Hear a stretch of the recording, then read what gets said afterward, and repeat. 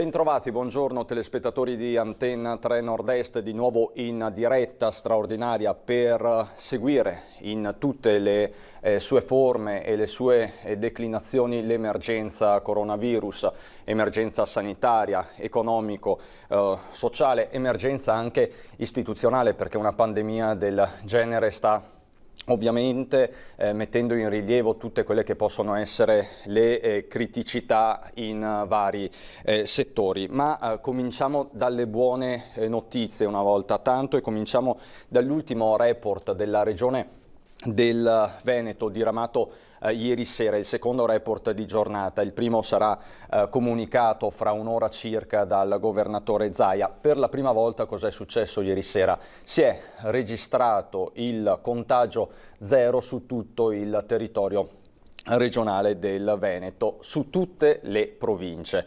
La prima volta che si registrava un dato del genere dal 21 febbraio, dal primo focolaio di Vo Euganeo. Fin qui tutto bene, però il dato va letto nelle sue varie sfaccettature, perché in realtà due macchinari di fatto sono rotti, lo hanno detto anche i diretti interessati pochi giorni fa, il primario Rigoli, primario della microbiologia di Treviso, lo stesso Crisanti, la stessa macchina per i tamponi arrivata dall'Olanda, che si trova in azienda ospedaliera a Padova, quindi c'è stato anche un rallentamento nell'effettuazione dei tamponi. Però il trend c'è, perché poi ogni singola ULSS, ci hanno spiegato diversi direttori generali, procede con le analisi, quindi non ci sono soltanto questi due macchinari. Questo quindi è il quadro dal punto di vista della curva del contagio, che continua comunque a scendere al di là del dato singolo.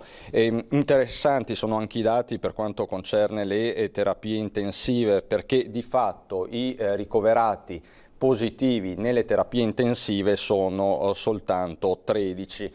Qui si sommano però quelli che nel frattempo si sono negativizzati e che sono 27 per un totale di 40. Un mese fa parlavamo di altre cifre, eravamo vicini all'overbooking, ai 400 posti letto occupati di terapia intensiva. Questo sul fronte regionale. Oggi probabilmente ci sarà una nuova ordinanza del governatore per i centri estivi, quindi per tutto quel capitolo legato alle politiche di sostegno alle famiglie e ai bambini, ai più giovani. C'è poi tutto il fronte nazionale. In questi giorni abbiamo assistito al dibattito politico istituzionale attorno al decreto rilancio, che è stato bollinato e ufficializzato dal Presidente della Repubblica, una manovra monster di 55 miliardi di euro. Con il mio primo ospite, che ringrazio, il Ministro per i rapporti con il Parlamento, Federico D'Incà. Buongiorno Ministro. Buongiorno a voi tutti, grazie per l'invito. Buongiorno a lei. Partirei però dalla fine, partirei da quello che è successo ieri alla Camera, con uno scontro durissimo fra 5 Stelle e Lega, soprattutto dopo l'attacco del parlamentare pentastellato Ricciardi nei confronti di Regione Lombardia e della gestione dell'emergenza da parte della regione guidata da Fontana. Sono volate parole grosse per tutto il giorno e so che lei si è dato molto da fare per calmare gli animi in quanto ministro per i rapporti con il Parlamento. Cos'è successo? Diciamo che vi è stata una dialettica politica all'interno del Parlamento, dove spesso vi sono stati anche degli scontri molto forti nel passato su alcuni temi.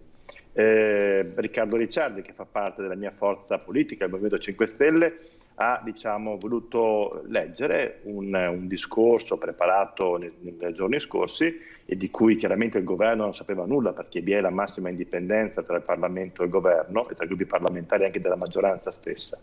all'interno del quale vi erano una serie di indicazioni che credo siano a conoscenza un po' di tutti, insomma, delle problematiche che si sono avute rispetto al sistema sanitario lombardo. Quindi non era un attacco alla Lombardia, ai cittadini lombardi, anzi vi era massima vicinanza a un territorio che sta dando moltissimo sotto il profilo dell'impegno contro il coronavirus e sta anche cercando di riprendersi economicamente, una delle aree più importanti del nostro paese sotto il profilo economico.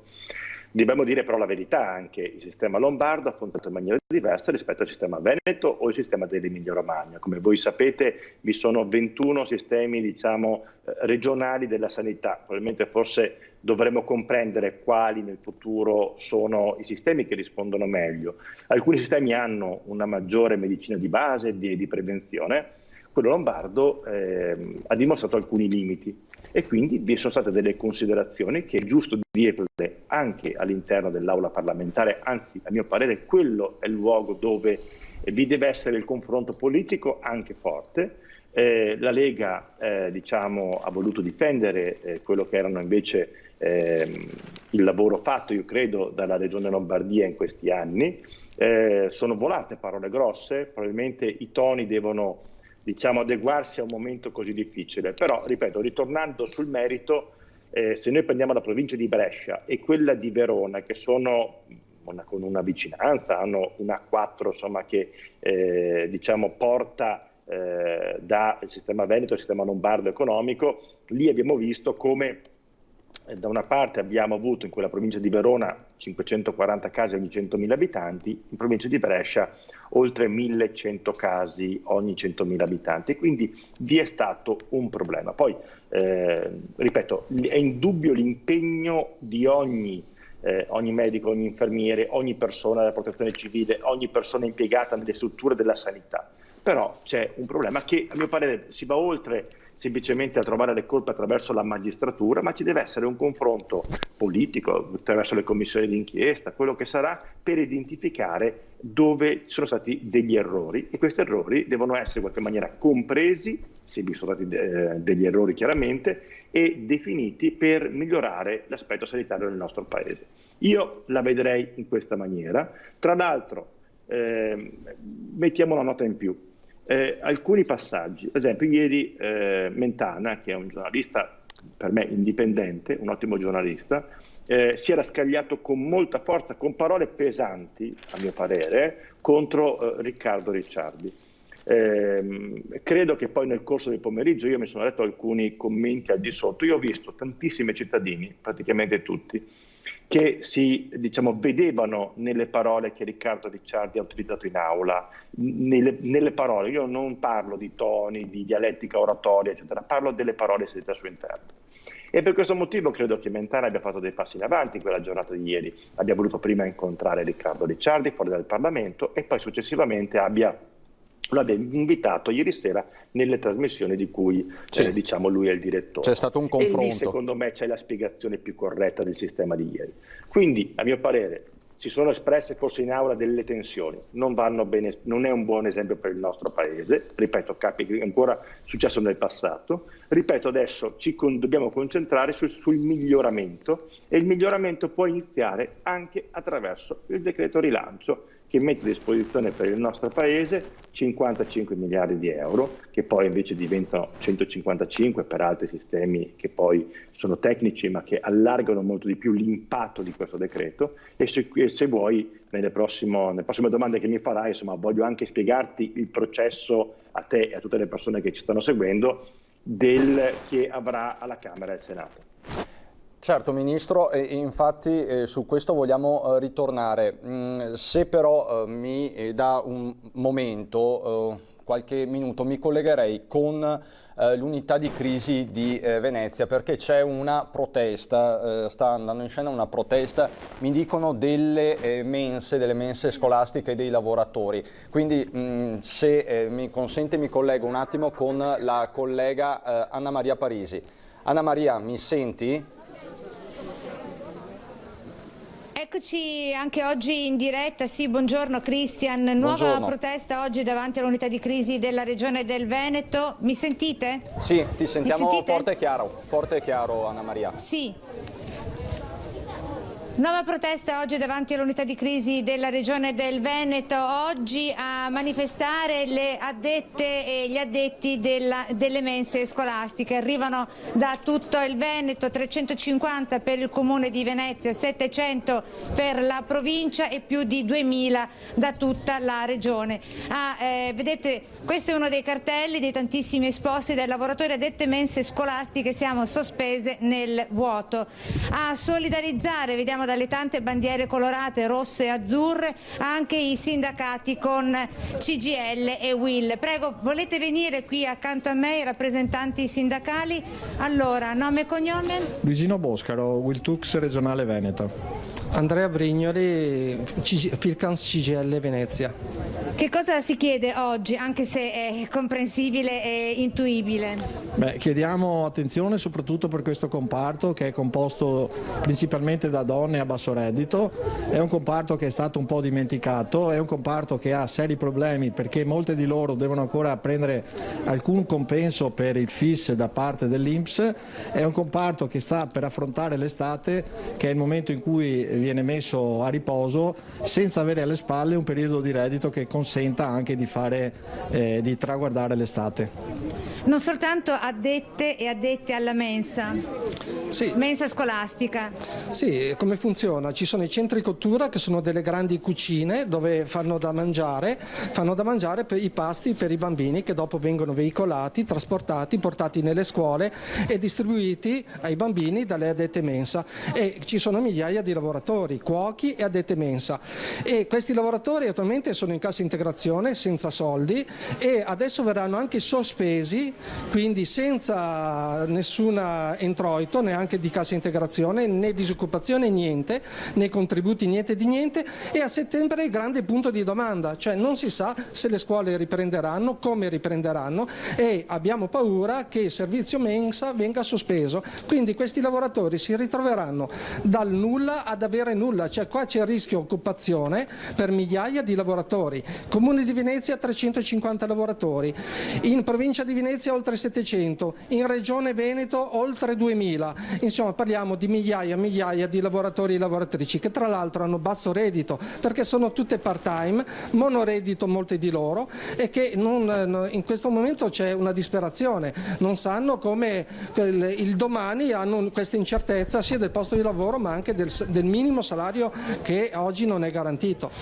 Cristian, se sei d'accordo, se abbiamo la possibilità come tempistica, sentirei anche qualcuno delle manifestanti. Buongiorno, prego, da dove arriva lei? Io sono di Mestre, lavoro in un centro cottura di Mestre. Niente, noi siamo veramente disperate, non sappiamo come andrà a finire il nostro lavoro. Da tener conto che per quanto riguarda sanificazione, l'uso degli attrezzature di protezione, noi sono anni che... Perché voi in cucina cucinate con le mascherine? Noi usiamo mascherine, guanti, la sanificazione delle mani, sanificazione degli ambienti. È un protocollo che ormai è in uso da anni nei nostri reparti, sia cucine che mense dove vengono distribuiti i cibi ai bimbi. Grazie, dove lavora lei? A Mestre, centro cottura di Mestre. Ok, allora sentirei anche con un'altra, ecco vediamo, venga qui a favore di camera, come si chiama? Borghese Patrizia. Qual è la sua storia, Patrizia? Cioè, da quanto tempo lei è a casa, in cassa integrazione? È praticamente dal 1° di marzo, diciamo. Noi eravamo a casa da febbraio per il fermo di Carnevale, dopodiché le scuole non si sono più riaperte. Quindi siamo tutte in cassa integrazione dal 1° di marzo. Perché siete riusciti ad averla la cassa integrazione? Sì, noi come la nostra azienda ce l'ha anticipata, quindi siamo state fortunate, però non tutte, tipo le ragazze, le colleghe che lavorano a Venezia non hanno percepito ancora nulla. Sì, perché se non è l'azienda che l'anticipa sappiamo bene che ci sono state proprio delle problematiche da Roma per quanto riguarda appunto la deroga e i soldi che non sono arrivati. E adesso quanto ha percepito, se posso chiederglielo, di cassa integrazione al mese? Guardi, noi siamo con le 10 ore settimanali 230 euro. Al mese? Sì, perché io parlo del mio personale che sono di 10 ore settimanale, ecco 230 euro. cioè 5,34 euro, quindi allora. E come si vive con 230 euro al mese? Le bollette bisogna pagarle, bisogna fare la spesa. Appunto non si vive. Dopo c'è chi è fortunato che magari ha il marito così e riesce ad organizzarsi, invece chi ha magari il marito che lavora sempre nello stesso settore del turismo, il problema è grave perché non c'è né da una parte né dall'altra. Ecco, Anna, capito, sì, Cristian, quindi insomma... Ti ringrazio per queste testimonianze. Torno subito ci sentiamo dopo. Grazie Anna Maria, grazie davvero. E Ministro, mi scuso se l'ho fatta attendere, ma questa protesta ci ha colti un po' impreparati, nel senso non era assolutamente prevista. Ovviamente non diciamo nulla di nuovo, c'è disagio nel Paese, ci sono lavoratori in sofferenza, alcuni più di altri.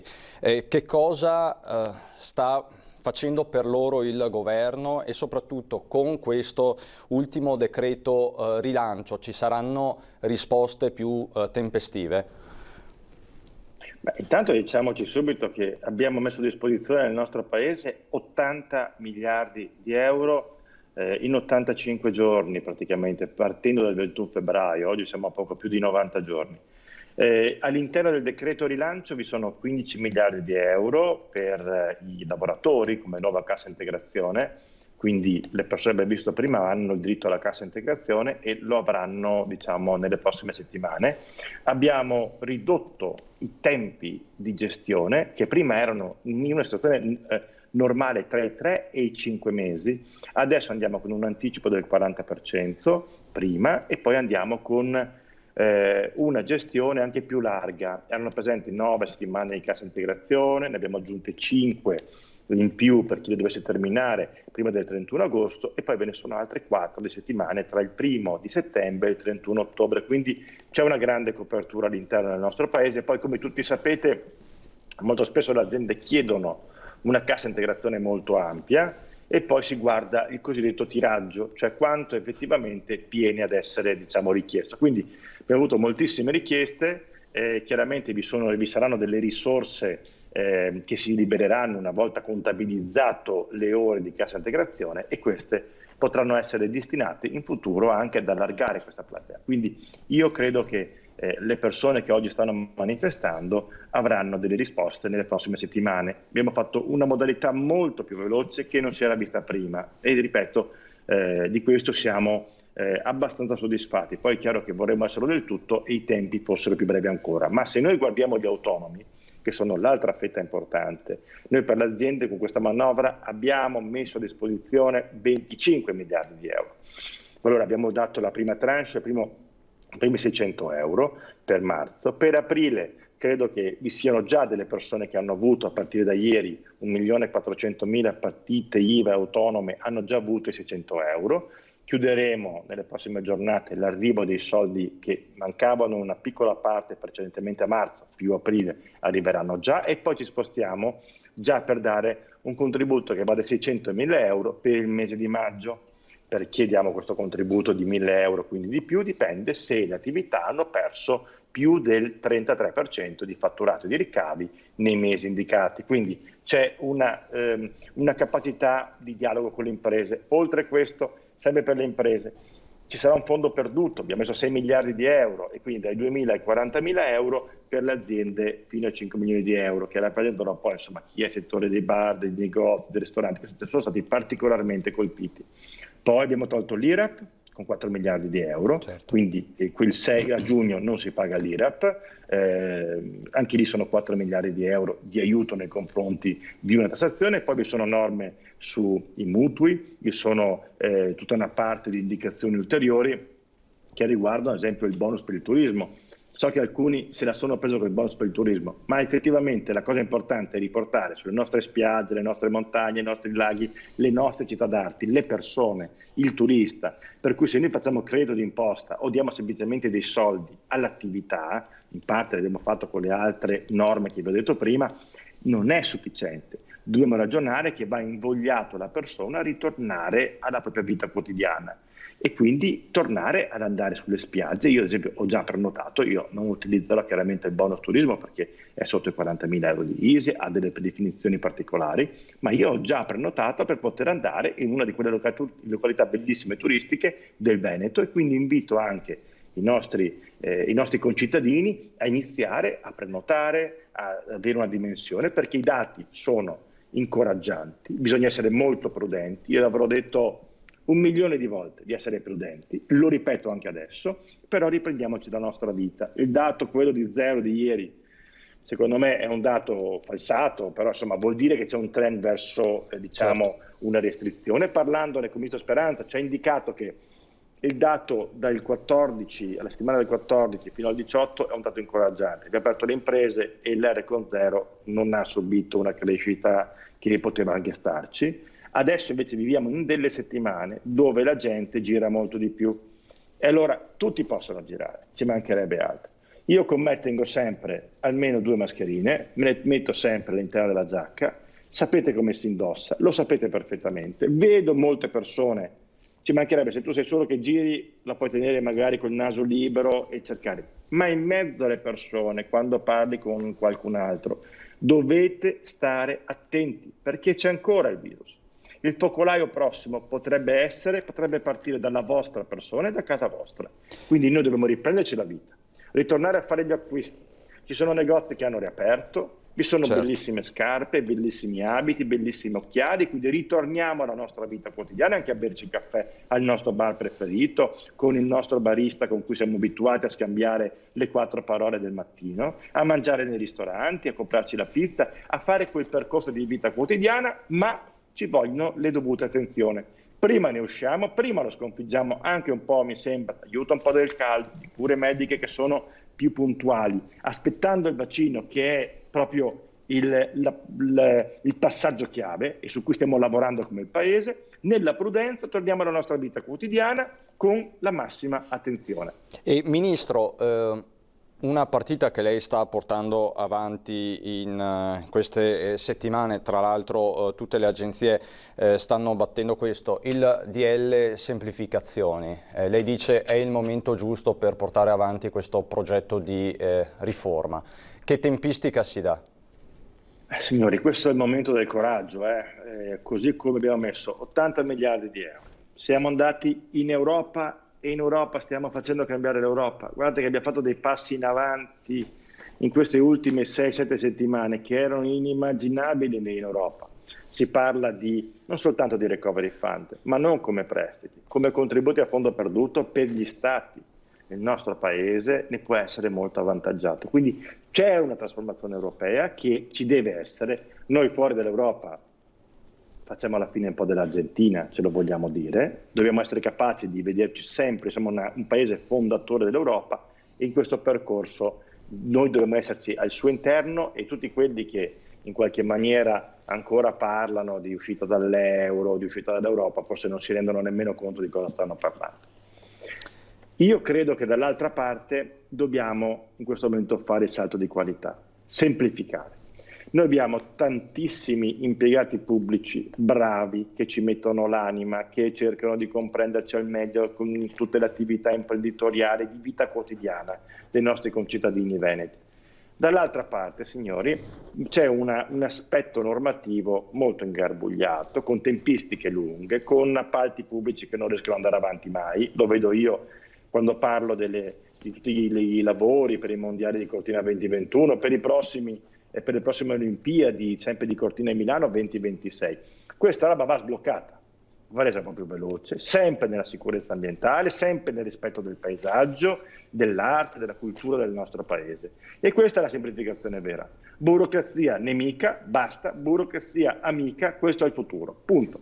Per fare questo ci vuole un lavoro che da ieri sera abbiamo messo praticamente l'impegno comune in Consiglio dei Ministri, lavorando tutti quanti i ministri, con un orizzonte dei prossimi 15 giorni, preparare un decreto, convertirlo entro agosto, inizio di agosto, e quindi dare veramente anche una visione internazionale diversa, dicendo questo è un paese dove si può investire, dove si viene, si investe, vi sono procedure semplificate, mi auguro anche un bel rapporto Regioni-Stato centrale, perché ogni tanto ho visto un po' di protagonismi di troppo che non fanno bene a nessuno. Bisogna lavorare in maniera coordinata, come è stato fatto in conferenza Stato-Regioni. Io ringrazio tutte le regioni che sono messe all'opera, il ministro Boccia. Veramente vedo un lavoro che sta ricompattando il nostro Paese. Io nelle prossime settimane chiederò anche alle opposizioni un grande contributo sul decreto rilancio, credo che ci voglia per dimostrare anche l'unità del nostro Paese.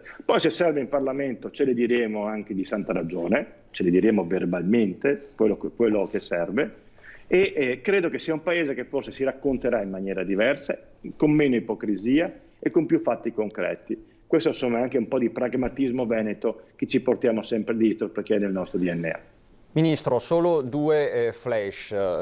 Lei parla giustamente del rapporto tra regioni e governo. Ci sono due questioni aperte che vedono anche una strana coppia, Zaia da un lato, De Luca dall'altro, su due questioni. La prima riguarda i fondi che sono stati tolti alle zone rosse venete e campane, l'altro invece l'Election Day di settembre. Partiamo dai fondi per le zone rosse. Cos'è successo e cosa intende fare il governo? Beh, noi in Veneto avevamo l'indicazione, in particolare per un comune che comunque è Voeugano, che fin da subito è inserito all'interno della zona rossa. Vi sono state delle indicazioni, diciamo, più stringenti verso alcune aree. Ci siamo accorti in questo momento che vi sono varie richieste da varie regioni, da comuni che erano comunque in zona rossa. Faremo le verifiche opportune in sede di conversione di questo decreto. Quindi non è finita lì, cercheremo di comprendere al meglio nei prossimi passaggi. E anche lì dialogheremo in maniera ancora maggiore, perché questo è il governo del dialogo, è il governo che prende anche decisioni ferme, ma dall'altra parte continua a parlare con tutta la parte sociale del nostro Paese, tutti gli stakeholder industriali, sindacati, regioni, tutto quello che c'è nel nostro Paese. Costa moltissima fatica, ma questo è l'unico modo per far fare un grande salto di qualità al nostro Paese. E questa è la parte per quanto riguarda i comuni con le zone rosse. Dall'altra parte, il punto che tu mi hai detto, io ti do del tu sempre, ti chiedo scusa, ma non credo che sia una cosa così diversa. Da Bellunesi ci sta, insomma. Ci sta, penso anche, no? Che alla fin dei conti ci diciamo anche le parole così. Dall'altra parte abbiamo il problema delle elezioni. In questo momento immaginare un voto a luglio è troppo presto, perché c'è la raccolta delle firme per le liste, ci sono la composizione delle liste, quindi il passaggio che stiamo lavorando in questo momento è di poter votare a settembre. La cosa migliore è fare un election day, cioè votare insieme i referendum costituzionali, le amministrative, immagino Venezia e altri comuni del Veneto, e poi per la regione Veneto, visto che diamo le indicazioni. Questo secondo me, e poi ci sono altre 5 regioni, quindi sono 6 regioni, tutti i concittadini nostri di tutta la Repubblica per il referendum costituzionale, 1100 comuni che vanno al voto, facciamo in una giornata sola, magari con 2 giorni per la votazione, per aprire maggiormente, e poi cerchiamo una data per il ballottaggio, visto che nel ballottaggio vi sono soltanto 147 comuni possibili.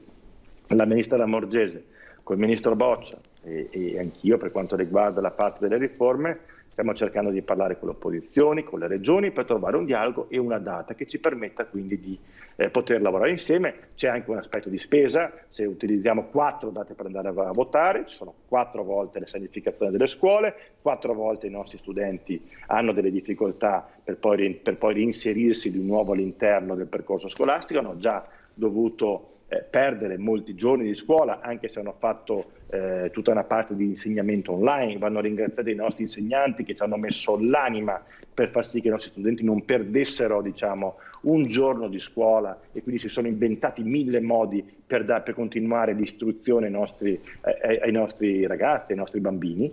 Dall'altra bisogna trovare una quadra. Io mi auguro che nelle prossime ore riusciamo a trovare questa quadra, anche perché poi il decreto elezioni andrà in aula la settimana prossima, poi farà un passaggio al Senato e quindi verrà convertito in legge. Come vedete, i miei toni sono sempre, insomma, quelli costruttivi. Si era parlato del 13 settembre, potrebbe essere una settimana o 2 più tardi, Però insomma mi sembra che settembre sia il luogo corretto dove poter andare a votare, permettere una campagna elettorale e andare al voto secondo le indicazioni del CTS, del Comitato Tecnico per la Sicurezza, che ci permetta di fare i passaggi corretti. Ministro, grazie, molto chiaro, ci ha fatto una panoramica molto dettagliata su quello che sta succedendo a Roma tra decreto rilancio, decreto semplificazioni che verrà, e le due questioni fondamentali o comunque più attuali per quanto concerne il rapporto con le regioni, l'Election Day e il fondo per le zone rosse. Grazie davvero Ministro D'Incà, buon lavoro. Grazie mille a voi, vi do una buona giornata a tutti. Buona giornata, buon lavoro Ministro. Adesso per noi c'è un momento di pubblicità, ci vediamo subito dopo.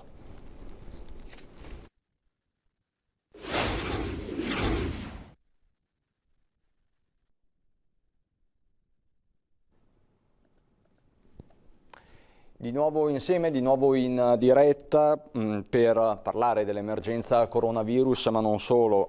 La cronaca incombe in questa fase 2.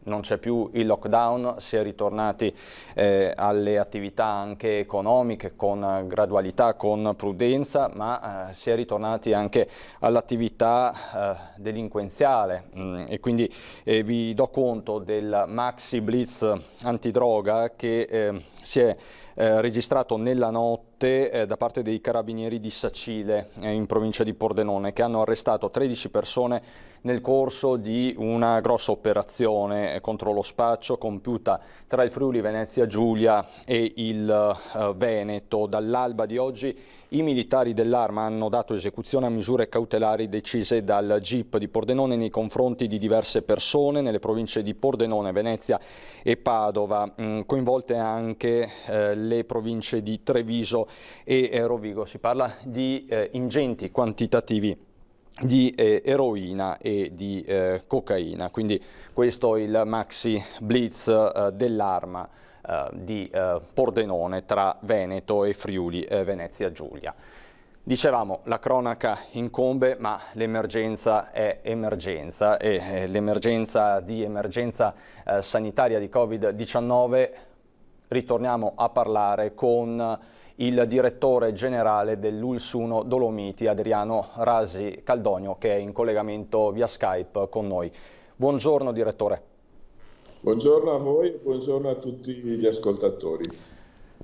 Noi direttore abbiamo aperto questa mattina la nostra diretta straordinaria con la notizia che avevamo dato già ieri sera del raggiungimento, diciamo così, degli 0 contagi su tutto il territorio veneto. Abbiamo dato la notizia, l'abbiamo data con tutta la prudenza del caso. Di fatto siamo di fronte a un trend di diminuzione. Non è stato ancora ufficializzato il primo bollettino di giornata, ma è il primo bollettino di giornata che poi darà anche il governatore Zaia, parlerebbe di 21 nuovi casi di contagio su tutto il territorio regionale, che continuano comunque a rimanere pochi.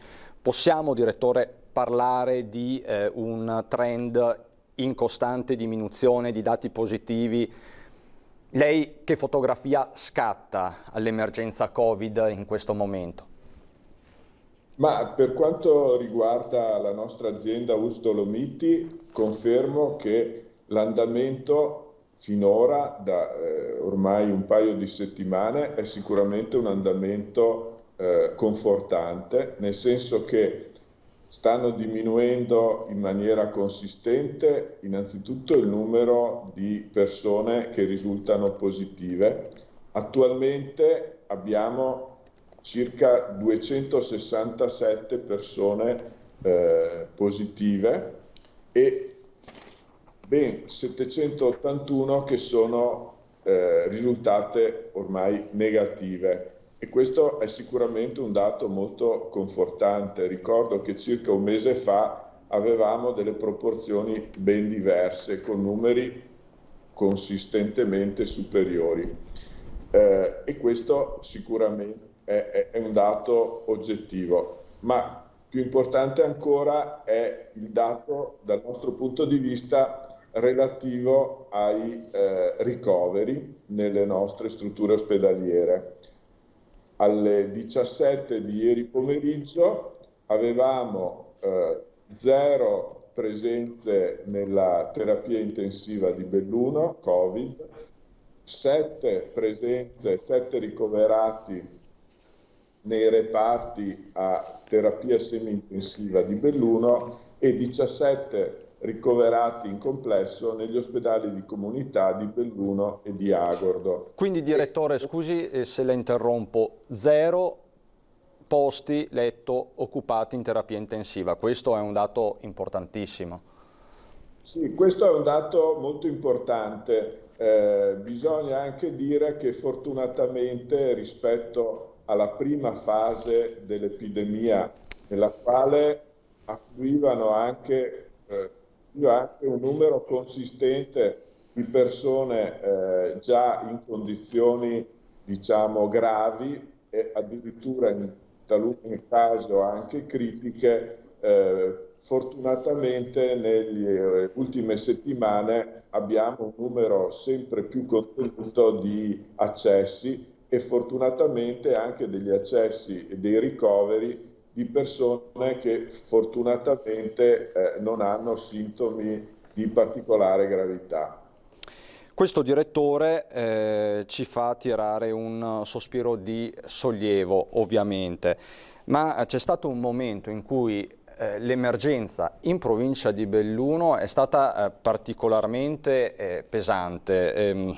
Belluno ha avuto complessivamente 1153 casi di contagio. Rovigo, che ha una popolazione simile ma maggiore, perché Belluno siamo sui 204.000 abitanti, Rovigo già sui 250.000. Rovigo ha registrato 440 casi, quasi un terzo rispetto a Belluno. Belluno è stata una provincia particolarmente colpita dal Covid. Che idea si è fatto? Che spiegazione si è dato? Ma diciamo, le spiegazioni approfondite scientifiche potranno, diciamo, essere formulate in una fase anche ben successiva, no? Per cui in questo momento, almeno da parte mia, possiamo fare sintesi su una serie di considerazioni di carattere un po' più generale, che però non hanno nessuna pretesa di essere verbo scientifico.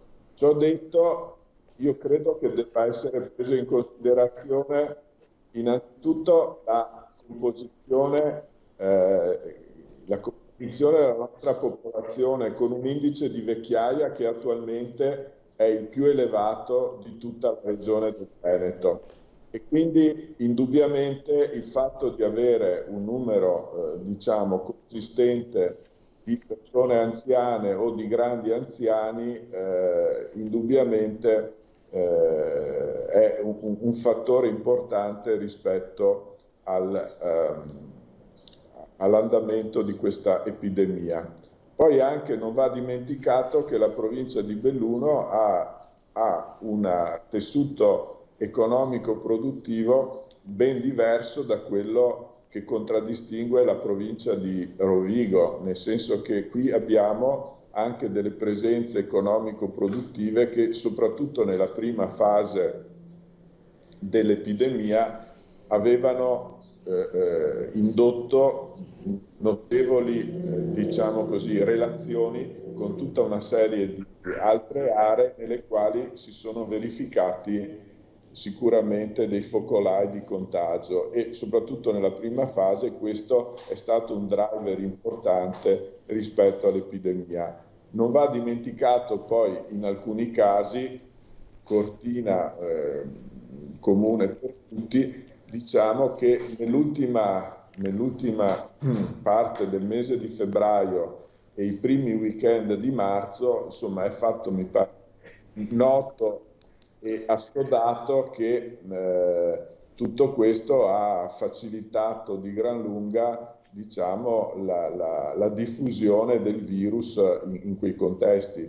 Per cui sicuramente tutto questo come dato di tipo strutturale. Poi va anche ricordata un'altra cosa, che la nostra azienda sanitaria nel Veneto è una di quelle che ha fatto in assoluto il maggior numero di tamponi in relazione alla popolazione e ci siamo attrezzati fin dalle prime avvisaglie di questa epidemia, quindi parlo proprio già nella prima decade di marzo, a un impegno veramente molto forte, molto importante rispetto alla capacità di elaborazione di tamponi. E come io più volte ho avuto modo di ricordare, che rispetto anche alla individuazione dei positivi,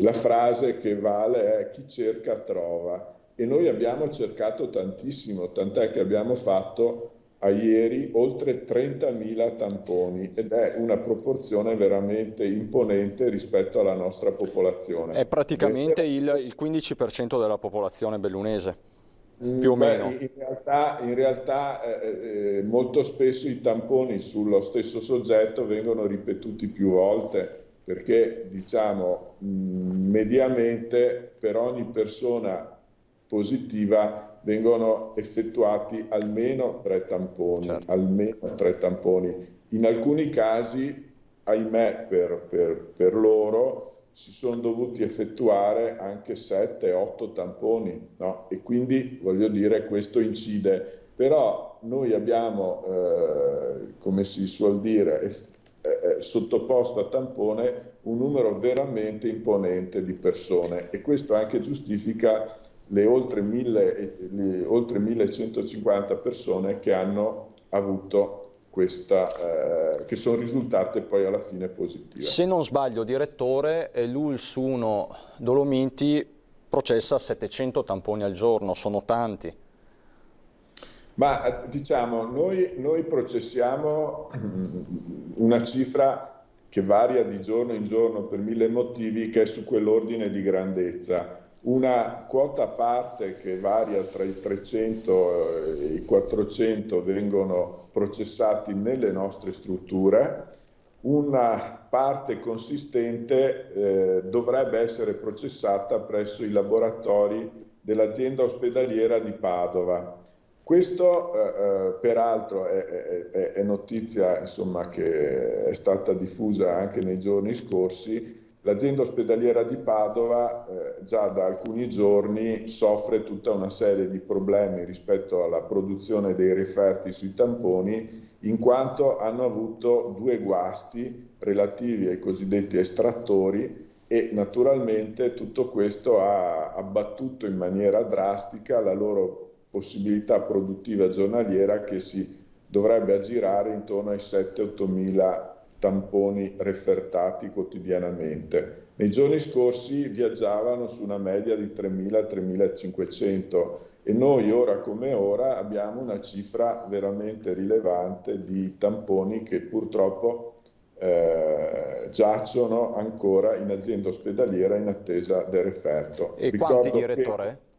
Può darci un numero? Diciamo, noi siamo arrivati a avere oltre 2.000 tamponi fermi a Padova. Questo numero, grazie a Dio, è quotidianamente in diminuzione, perché fortunatamente anche la produzione del laboratorio di Padova si sta riprendendo. Ricordo che comunque Padova in complesso ad oggi dovrebbe avere circa 15.000 tamponi complessivamente in arretrato, ma era arrivata a oltre 20.000.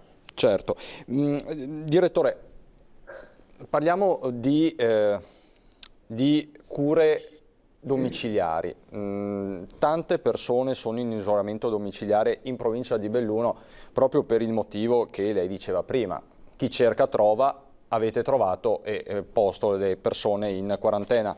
Anche qui ci sono più soggetti in isolamento domiciliare in provincia di Belluno che a Vicenza. Questo significa che l'operazione è assolutamente capillare. Detto questo, il territorio della provincia di Belluno è un territorio con molte situazioni periferiche, un territorio decentrato.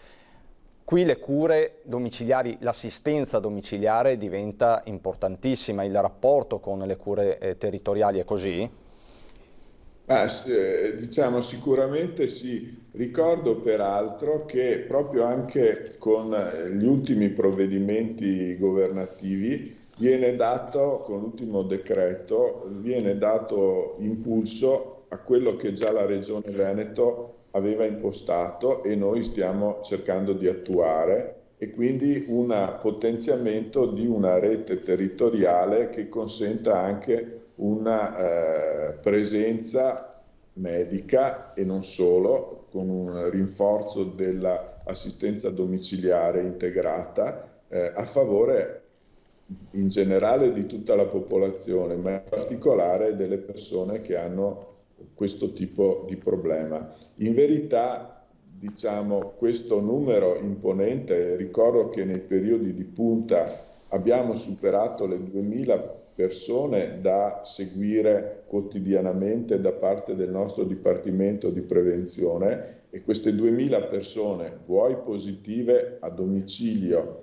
asintomatiche oppure con dei sintomi lievi, oppure persone in isolamento domiciliare fiduciario, ripeto, oltre 2000 persone, venivano quotidianamente contattate almeno 2 volte telefonicamente per verificare sempre le condizioni di salute, in modo tale da intercettare in maniera tempestiva un'eventuale necessità poi di cure specifiche, oppure addirittura, come è successo in taluni casi, anche la necessità di procedere al ricovero. Ripeto, queste sono situazioni che fortunatamente si sono verificate tra la metà fine marzo e la metà di aprile, grosso modo, e fortunatamente adesso, come dicevamo anche prima, certo, la situazione sta ritornando all'interno di un alveo di maggiore diciamo, normalità. Parliamo di personale, di risorse umane. Tutta la sanità italiana ha problemi di numeri, di personale, se ne è parlato tantissimo in questi mesi. La sanità di montagna più di ogni altra, è indubbio. Lei lo ha denunciato tantissime volte da quando è direttore generale dell'ULSS 1 Dolomiti. Com'è la situazione adesso? Sono arrivati dei rinforzi, ne arriveranno ancora? Ma giustamente lei ricorda che ahimè abbiamo già cominciato a attirare l'attenzione su una situazione sicuramente molto difficile per quanto ci riguarda nel reperimento di personale medico in alcune specialità. Questo è un problema ormai di diversi anni nella sanità in montagna, e ormai purtroppo anche da un paio d'anni sta diventando un problema endemico non solo in montagna ma anche in altre zone che mai e poi mai avevano avuto in passato problemi di questo tipo. E quindi questa emergenza veramente sconvolgente del coronavirus si è innestata in una situazione in cui avevamo già delle situazioni di precarietà, di debolezza nel riuscire a garantire i livelli di offerta che sempre ci auspichiamo di poter dare alle nostre popolazioni.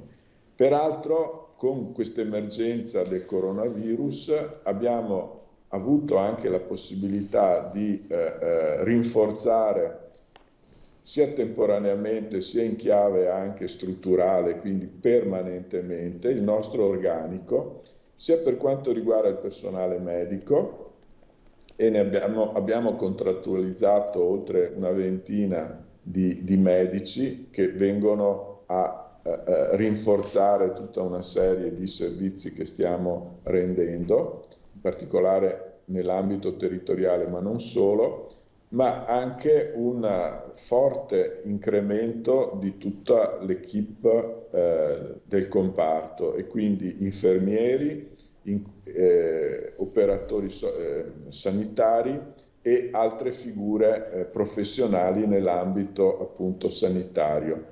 Proprio ieri abbiamo deliberato l'assunzione di ben 59 nuovi infermieri, di 25 OS, 5 tecnici di radiologia, un assistente sociale e un medico anestesista. Sono numeri importanti questi, direttore. Sono numeri molto importanti, in larga misura sono le assunzioni che sono, come si suol dire, extra turnover, per cui non vanno a rimpiazzare personale che si dimette oppure che si avvia a pensionamento, ma sono, diciamo, delle figure nuove che verranno immesse nelle prossime settimane, nei prossimi mesi in azienda. Questo, direttore, in tutti gli ospedali, quindi San Martino di Belluno, Santa Maria del Prato, di Feltre, Pieve di Cadore, Agordo immagino, quindi saranno distribuite su tutti i poli? Saranno distribuite nelle unità operative che ne avranno necessità in primo luogo, ma in particolare però questo personale poi verrà avviato su due tipi di attività. La prima è il rinforzo del Dipartimento di Prevenzione, perché l'attività di monitoraggio, di screening relativo al coronavirus non si arresterà nei prossimi giorni, ma diventerà, diciamo, un dato che continuerà assolutamente anche nel medio-lungo periodo, e quindi per questo ci stiamo ulteriormente attrezzando per poter far fronte anche a una mole importante di tamponi e di altre attività di screening che continueranno a essere svolte nelle prossime settimane e nei prossimi mesi, oltre naturalmente alla necessità di riavviare tutte le attività ordinarie che il Dipartimento di Prevenzione deve fornire alla nostra popolazione. Ricordiamo ad esempio le vaccinazioni, tutto il programma di vaccinazioni obbligatorie che in verità non si sono mai arrestate anche nel periodo della massima emergenza, ma anche tutte le campagne di vaccinazione che sono fortemente raccomandate. Una su tutte le vaccinazioni per la popolazione ultra 65enne, piuttosto che le campagne per la vaccinazione anti-influenzale. Poi ci sono tutte le attività anche certificative e di controllo sul territorio per quanto riguarda la sicurezza sul lavoro, la sicurezza animale degli alimenti, che naturalmente dovranno riprendere a pieno ritmo. In verità lo Spisal non ha mai cessato la propria preziosa attività. E dall'altro lato, come ricordava giustamente anche lei prima, verrà potenziato ulteriormente con delle formule anche innovative tutto il volet dell'assistenza domiciliare di tipo anche infermieristico, in modo tale da poter intervenire in maniera ancora più efficace sul nostro territorio. Direttore, le chiedo due cose velocissime in attesa che arrivi Zaia. Siamo già collegati con l'unità di crisi di Marghera. La prima, direttore, riguarda l'estate, perché ci sono vari settori che ci sarà comunque movimento turistico, soprattutto nelle zone di montagna che vengono percepite come più sicure, quindi con meno assembramenti e quant'altro. Da un punto di vista sanitario questo può avere un impatto? Ma allora, un discorso più generale, allora, innanzitutto non possiamo che essere tutti molto, diciamo così, contenti e augurarci che tutte le attività sociali ed economiche riprendano nei tempi più ravvicinati possibili e che quest'estate, diciamo, possa essere di soddisfazione per tutti i nostri operatori economici di tutti i tipi. Detto questo, no, naturalmente c'è un tema più generale, che è quello che questa epidemia non è terminata, il virus non è scomparso, non scomparirà a breve e dovremo abituarci a adottare dei comportamenti di coesistenza con questa situazione. Comportamenti di coesistenza che ci consentiranno proprio di non vedere ripartire quest'estate o il prossimo autunno una stagione poi di nuovo di dilagare di casi positivi e ahimè anche di afflusso di persone nei nostri reparti ospedalieri.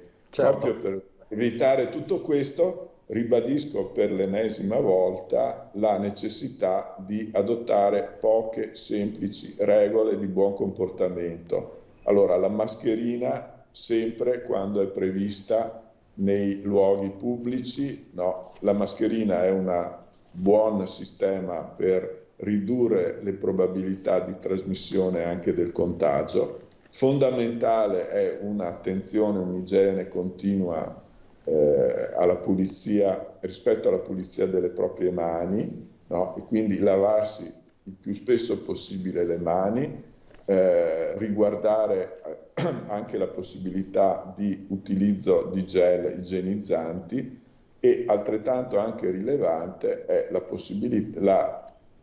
necessità di garantire il cosiddetto distanziamento sociale, per cui evitate assolutamente degli assembramenti nei quali la possibilità di scambio del cosiddetto droplet sia elevata, e quindi responsabilità per se stessi, responsabilità per i propri cari e responsabilità per tutto il nostro prossimo. Direttore, chiarissimo, tra l'altro questo appello lo ha lanciato anche in queste ore sui social, è stato ripreso anche dai sindaci bellunesi, dal sindaco di Feltre, di Belluno e quant'altro. La ringrazio, grazie direttore Rasi Caldogno, direttore generale dell'ULSS 1 Dolomiti. Buon lavoro. Buona giornata a tutti voi, arrivederci. A lei, arrivederci. Lo vedete alle mie spalle, siamo in attesa come sempre del governatore Zaia. Oggi ci dovrebbe essere anche l'assessore regionale ai trasporti Elisa De Berti, diversi gli spunti anche oggi.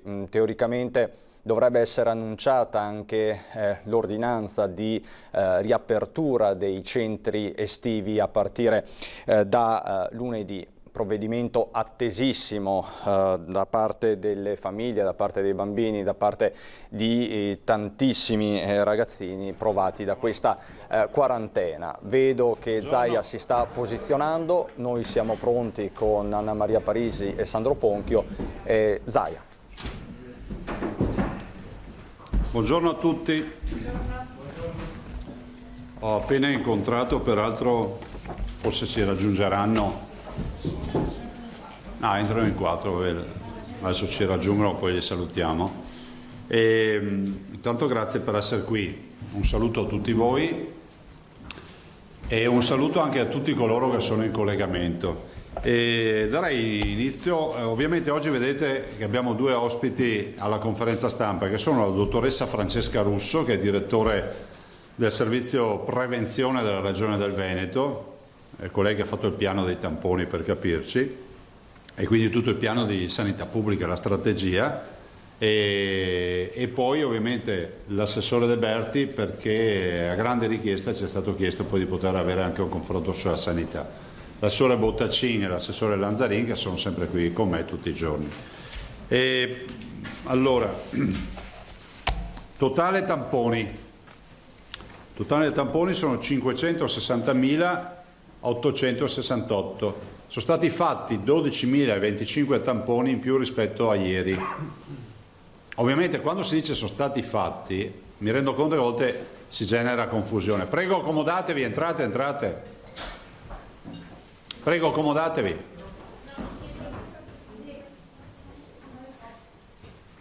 Dicevo, quando si dice sono stati fatti 12.000 tamponi, non vuol dire che sono stati processati, cioè analizzati, refertati 12.000 tamponi, vuol dire che gli operatori hanno fatto 12.000 tamponi sul territorio, che vengono inviati ai laboratori, che poi avranno la processazione.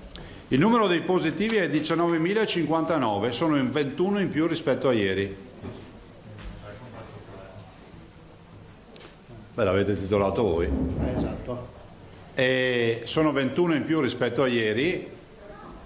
ed è esattamente in linea con quello che abbiamo sempre detto. Se pensate che, se volessimo anche per assurdo pensare che sono 12.000 tamponi, 21 vuol dire che cos'è? Il 2 per 1000? Meno del 2 per 1000, che sono 12.000 giustamente, meno del 2 per 1000 il contagio.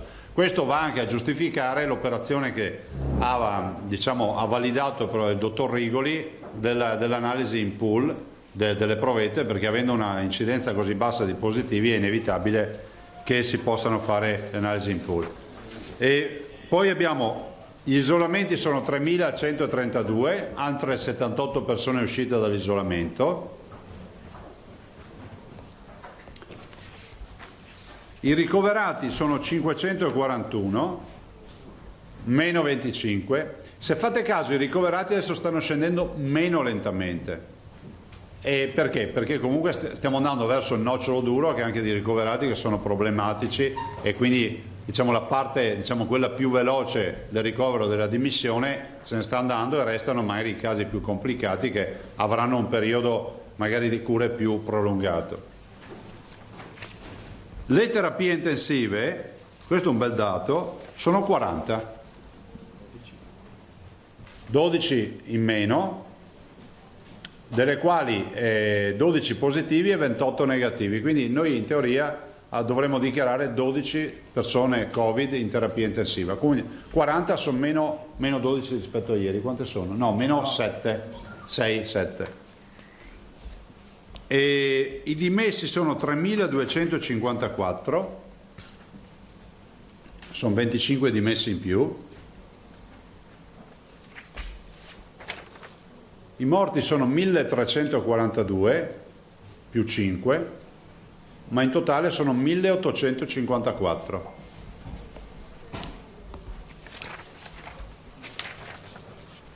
I nati sono 82.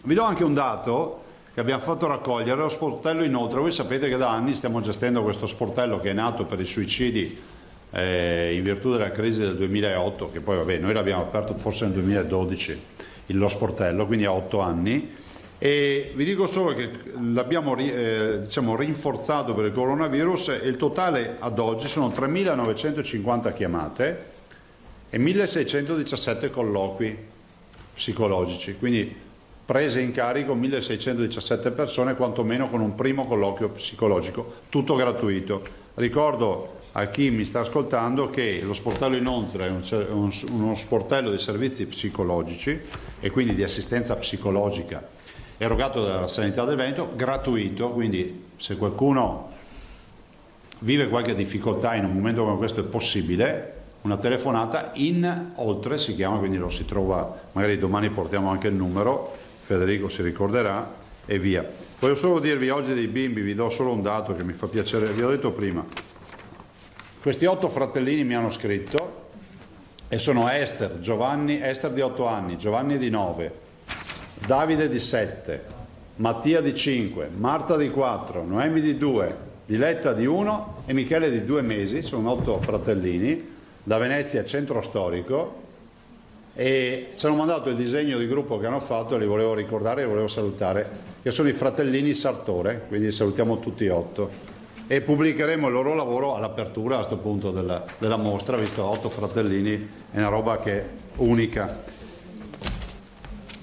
Allora saluto, tra i presenti saluto ovviamente le operatrici e gli operatori dei servizi mense scolastiche che giustamente questa mattina sono venuti a sollevare un problema, che è quello di una categoria che spesso magari nel sistema di ricordare, no, nell'ottica del ragionamento delle realtà in difficoltà, magari ci si dimentica sempre di qualche categoria. Quindi un saluto a loro che giustamente vivono un momento di difficoltà, essendo chiuse le scuole, le messe non producono pasti e quindi gli operatori non lavorano. Sono in un momento di difficoltà di cassa integrazione che spesso in alcuni casi, mi dicevano le rappresentanze sindacali che ho incontrato questa mattina assieme ai lavoratori, non anticipano le aziende e quindi sono ancora in attesa della partita della cassa integrazione, e però giustamente da buoni lavoratori mi dicono: noi vogliamo sapere e avere tranquillità del fatto che possiamo tornare a lavorare. Penso che questo dia,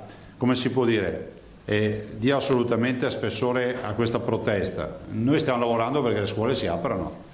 Non avete di fronte chi pensa che le scuole debbano restare chiuse. Prova ne sia che anche quando abbiamo discusso di elezioni abbiamo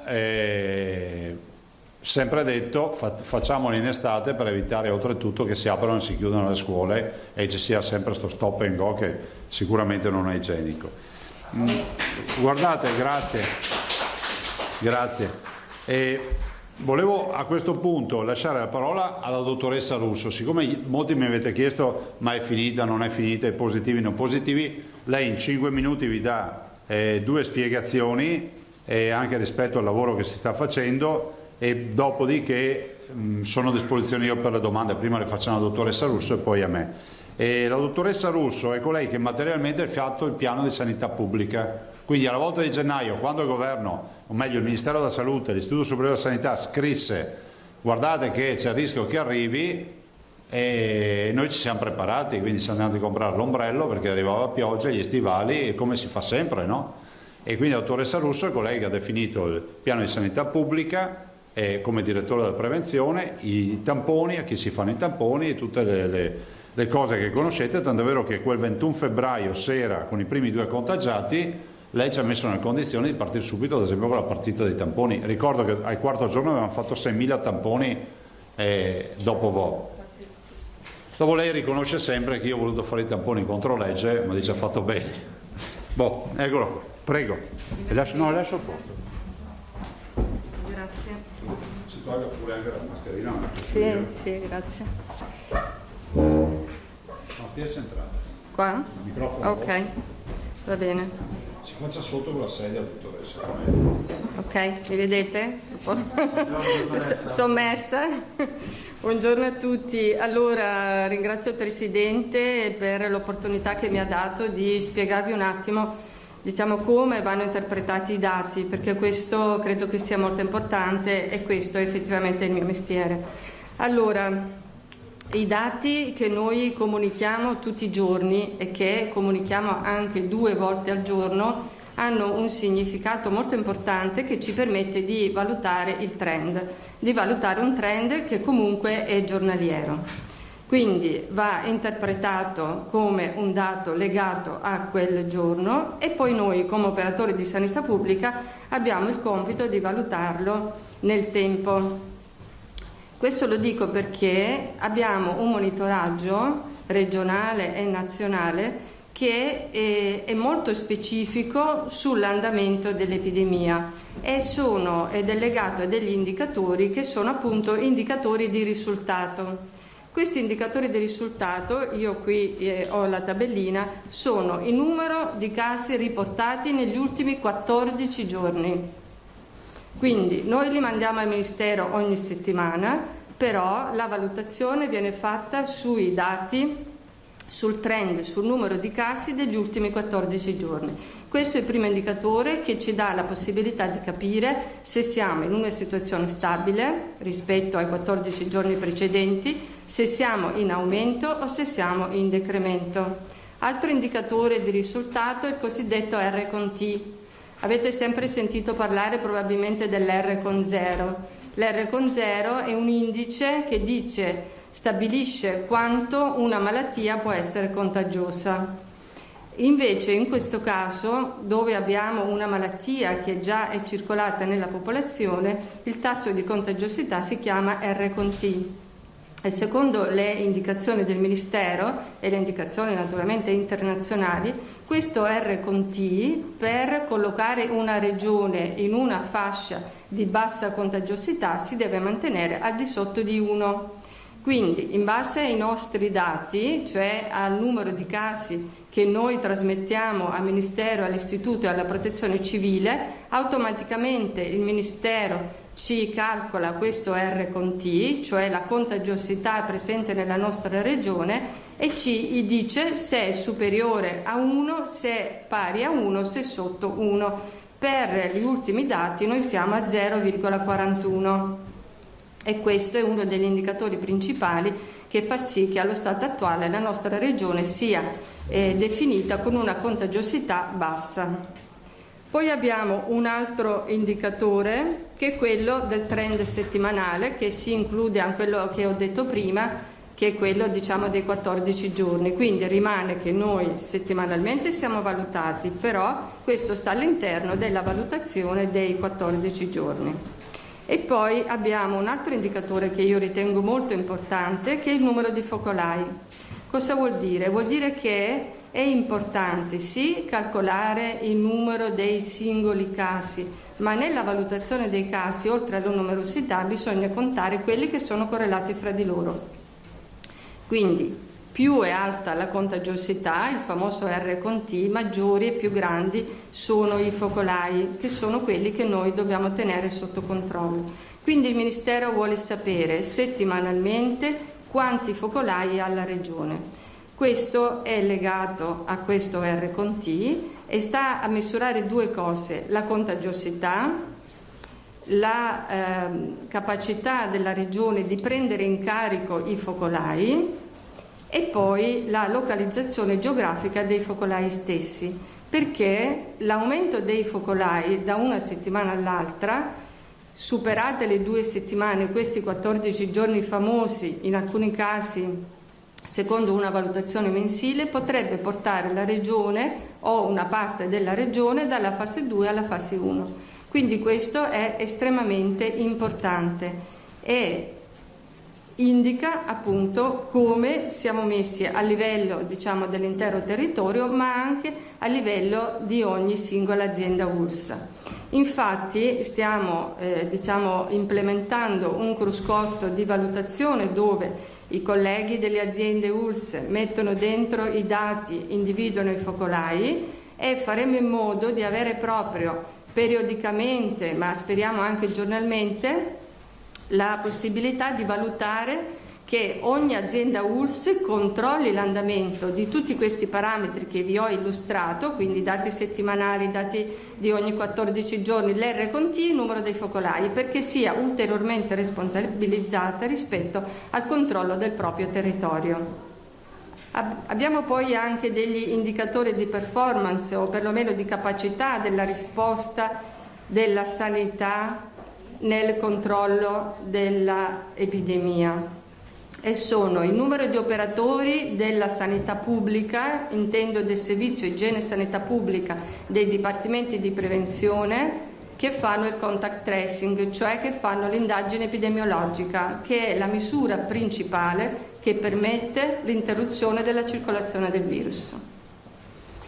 Poi abbiamo i ricoveri ospedalieri, sia in area non critica sia in terapia intensiva. Indicatori estremamente importanti perché sono direttamente correlati alla gravità della malattia, perché noi potremmo anche avere un certo numero di focolai che magari non diminuisce, l'importante è che non aumenti, ma dei casi che sono paucisintomatici, quindi con pochi sintomi, o asintomatici, quindi anche questo è molto importante. Quindi questo insieme di pacchetti, poi ci sono altri indicatori ma non scendo nel dettaglio, questo pacchetto di indicatori è un pacchetto di indicatori che ci fa capire che il valore di un dato espresso, rappresentato in un momento della giornata o di 2 giornate o di 3 giornate lascia il tempo che trova, va valutato, ma va valutato nell'insieme di quegli indicatori che ci permettono veramente di valutare l'andamento epidemico di una malattia. Questa è la cosa che ci tenevo insomma a far sì che poi ogni 0, 1, più 2, più 3 non diventi una notizia, ma è un dato inserito in un andamento. Poi il Presidente ha spesso accennato al piano tamponi.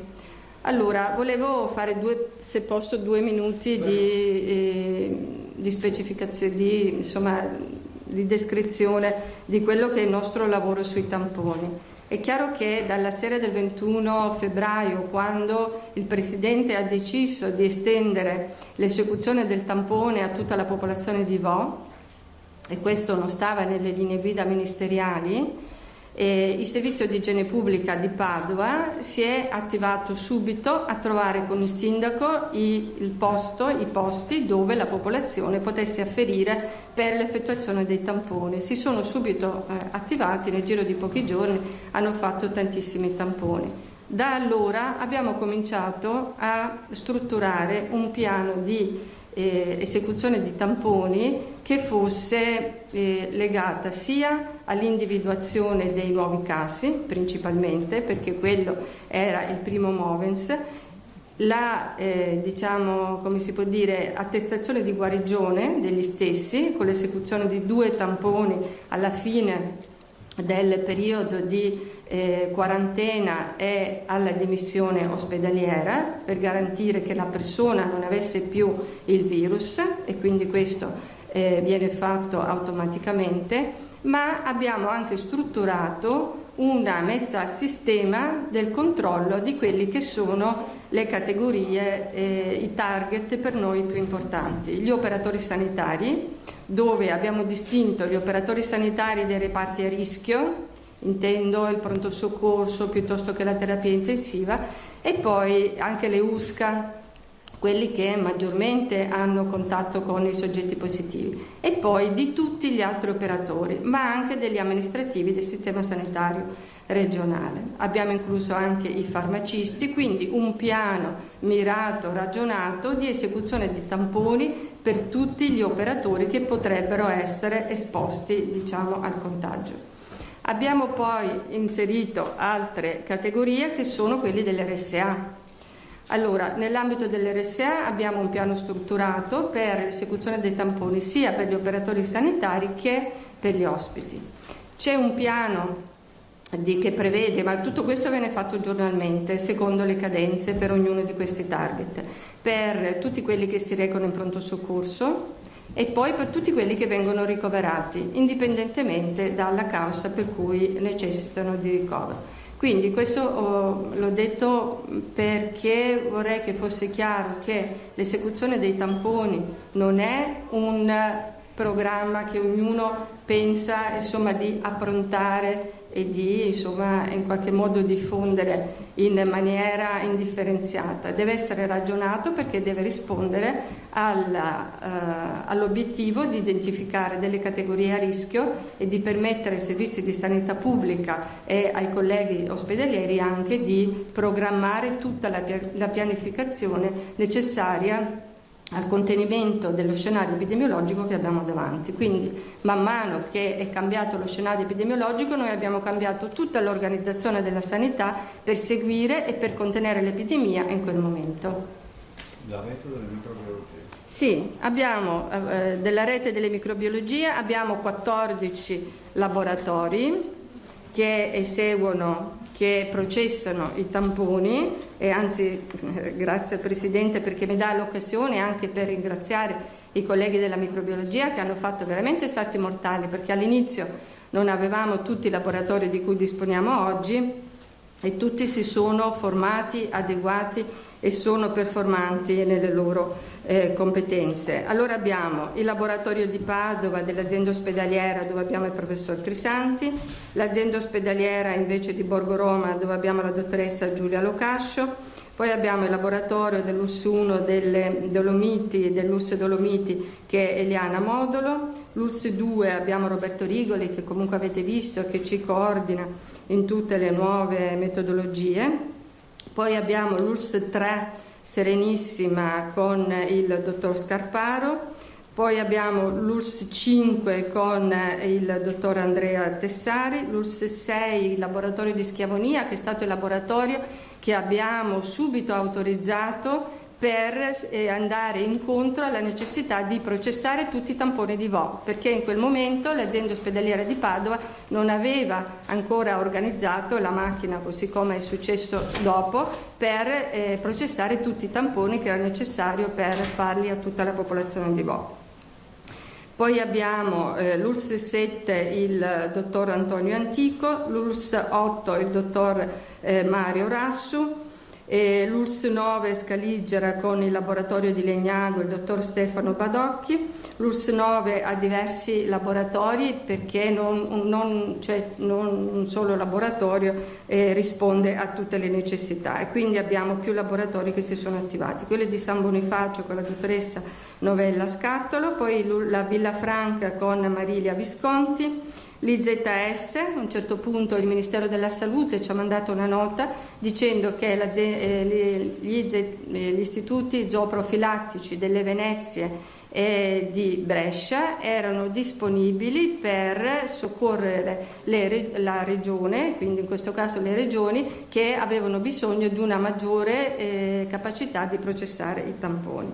Quindi col dottor Tereggino Calogero e poi il Negrare con la dottoressa Perandini. Questi sono i laboratori. Poi abbiamo anche autorizzato via via con una procedura specifica anche alcuni laboratori accreditati che ci hanno chiesto insomma di essere autorizzati a farlo. Lì c'è una procedura per cui loro, attraverso il laboratorio di riferimento che è quello di Padova, inviano quelle che sono le loro procedure, le macchine che utilizzano. Se autorizzati noi gli diamo la possibilità di poter fare il test con il tampone.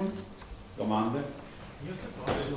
Allora andiamo per ordine, sempre da sinistra a destra, così siamo rispettosi. Bonet, Salmaso, Emiliano, Federiva e chi verrà. Sì, io volevo mettere un po' di ordine su una cosa, cioè noi oggi abbiamo titolato tutti che Veneto contagio zero e l'abbiamo titolato perché l'ha detto il professor Crisanti, quindi volevo capire su che base il professor Crisanti dice che c'è contagio zero e noi oggi qui apprendiamo che ci sono 21 nuovi positivi. Poi più in generale, forse questa è più una domanda per il Presidente che per la dottoressa Russo, cioè volevo capire come sono i rapporti col professor Crisanti, perché nella narrazione dell'ultimo mese lui è sempre stato indicato come, diciamo così, il grande luminare che ha risolto i problemi del Veneto e ha dato una grande mano al Presidente, però io noto delle discrasie nelle ricostruzioni, perché voi dite che il piano dei tamponi parte il 21 e il Presidente aveva detto che, magari mi sbaglierò, che lui si è sentito con Crisanti la prima volta il 3, quindi io ne deduco che il piano dei tamponi non l'ha fatto Crisanti ma è partito dal duo Russo-Zaia. Poi Crisanti è uno dei sostenitori del tampone per tutti, la dottoressa Russo ha appena detto i tamponi vanno fatti per fasce di rischio, modulando eventualmente il piano. Cioè, mi pare che ci siano un po' di discrasie tra quello che dice Crisanti e quello che viene detto qui, quindi volevo capire alla dottoressa una questione più tecnica, cioè il tema dei contagi zero, e al Presidente come sono i rapporti con il professor Crisanti, che non capisco bene se è nella squadra o fuori dalla squadra. Grazie. Allora, per quanto riguarda il contagio zero, il professor Crisanti io credo che abbia fatto questo tipo di affermazione sulla base dei dati che abbiamo pubblicato ieri pomeriggio. Ha visto che ieri dalla mattina al pomeriggio non avevamo più nessun tampone positivo e quindi ha detto insomma contagi zero, ma probabilmente voleva dire siamo in discesa, perché così è dai dati che vediamo, quindi credo che insomma l'abbia fatto assolutamente in buona fede. Quello che il mio intervento voleva sottolineare è che attenzione a questi titoli e soprattutto oltre che ai titoli ai messaggi, perché se noi diamo un messaggio che non abbiamo più il contagio, sapete che questo ha un effetto sulla popolazione che non è corretto. Noi diamo un messaggio che non è quello insomma più utile al contenimento dell'epidemia. Perché si possa verificare ci vogliono dei tempi, ci vuole un trend di andamento. Come sempre detto. Sì. No, faccio dopo. Fai dopo. Allora, così gli lascio il posto. Salmaso. Anch'io ovviamente interno questo con la Russo e il Presidente Zaia, nel senso che, come ha detto il collega Bonet, i giornali fanno i titoli sulla base delle notizie che vengono offerti. Forse probabilmente il suo invito a evitare di diffondere messaggi troppo rassicuranti viene certamente raccolto, però è altrettanto vero che nel momento in cui il professor Crisanti e poi la stessa Università di Padova escono con un comunicato ufficiale in cui si congratulano con tutta la squadra, è evidente che i giornali non possono ignorare questa notizia, è tanto per ristabilire la correttezza del rapporto tra noi e voi che siete in prima linea ogni giorno a gestire la macchina della sanità. Ecco, lei ha elencato, mi pare, tutti i parametri che sono stati messi a punto dal protocollo del Ministro Speranza.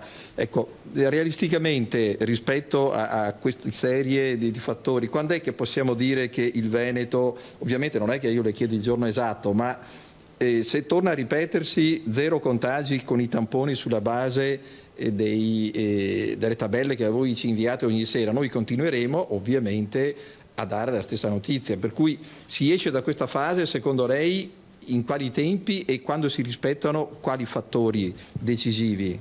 Allora, diciamo che il contagio zero si può dire se aggiungiamo davanti per oggi, per questo momento. Perché... No, oggi avanti, quindi per 15 giorni? No, allora quando si dice la notizia si dice per oggi nella reportistica del pomeriggio, anzi che è meglio, che è più specifica, del pomeriggio si è visto che siamo a 0 contagi, ma questo non rappresenta un trend, non rappresenta l'andamento di una malattia nell'ambito di una regione e neanche di un'azienda. Va bene. Altro? Emiliano Pederiva Zennaro. Dottoressa, buongiorno. Io avevo solo bisogno di capire se c'è una possibile data o qualcosa di legato a un calendario stop tamponi per tutte le categorie che lei ha elencato. Può avvenire soltanto a contagio zero? Cioè, fino a che punto andrete avanti con questo screening? Grazie. Allora, io credo che nessuno possa dare una risposta con l'individuazione di una data che stia ad indicare quando insomma si chiude tutto il cerchio, e credo anche che sia importante anche non premere sull'individuazione di una data che ci dica basta tamponi, basta controlli, basta sorveglianza, perché sarebbe proprio il contrario di quello che dobbiamo fare. Noi dobbiamo perseguire quello che stiamo facendo e semmai rafforzare. Io 3 giorni fa ho mandato una lettera a tutte le aziende ULSS per rafforzare la sorveglianza. Abbiamo esteso il periodo di isolamento per i soggetti sintomatici da 14 a 21. Abbiamo detto che tutti, anche i soggetti asintomatici, contatti occasionali, di valutare di fare il tampone, perché questo non è il momento di allentare, ma è piuttosto il momento di stringere, perché se noi allentiamo in questo momento il rischio è che torniamo nella fase 1 e noi non vogliamo più tornare alle morti, ai ricoveri, alla sofferenza delle persone. Quindi non fisserei nessuna data, manterrei molto molto alta l'attenzione, e lo dico naturalmente, l'ho scritto, per quanto riguarda gli operatori che seguono le nostre indicazioni, e quindi massima allerta. È chiaro che il comportamento della popolazione, come ha detto tutti i giorni, in tutti i momenti il Presidente, non è disgiunto da questo tipo di misura. Grazie dottoressa. Pederiva.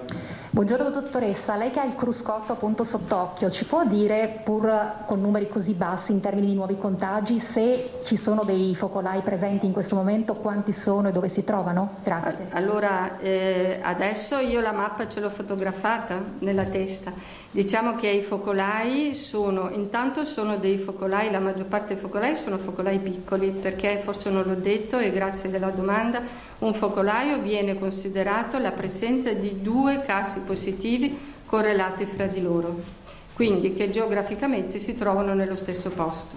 Tra l'altro il Ministero fa anche una definizione molto più stretta che dice che nell'ambito di un focolaio, anche se uno guarisce dei 2 soggetti, il focolaio viene considerato comunque focolaio finché non si spegne.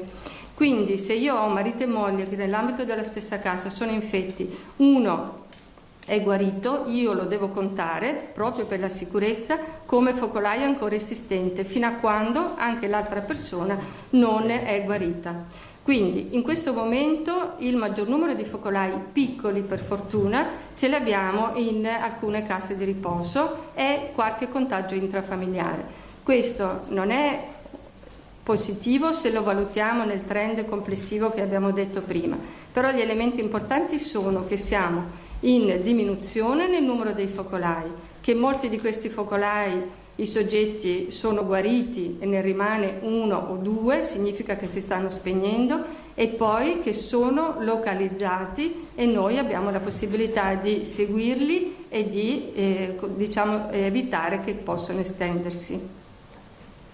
Zennaro. Collega Parisi?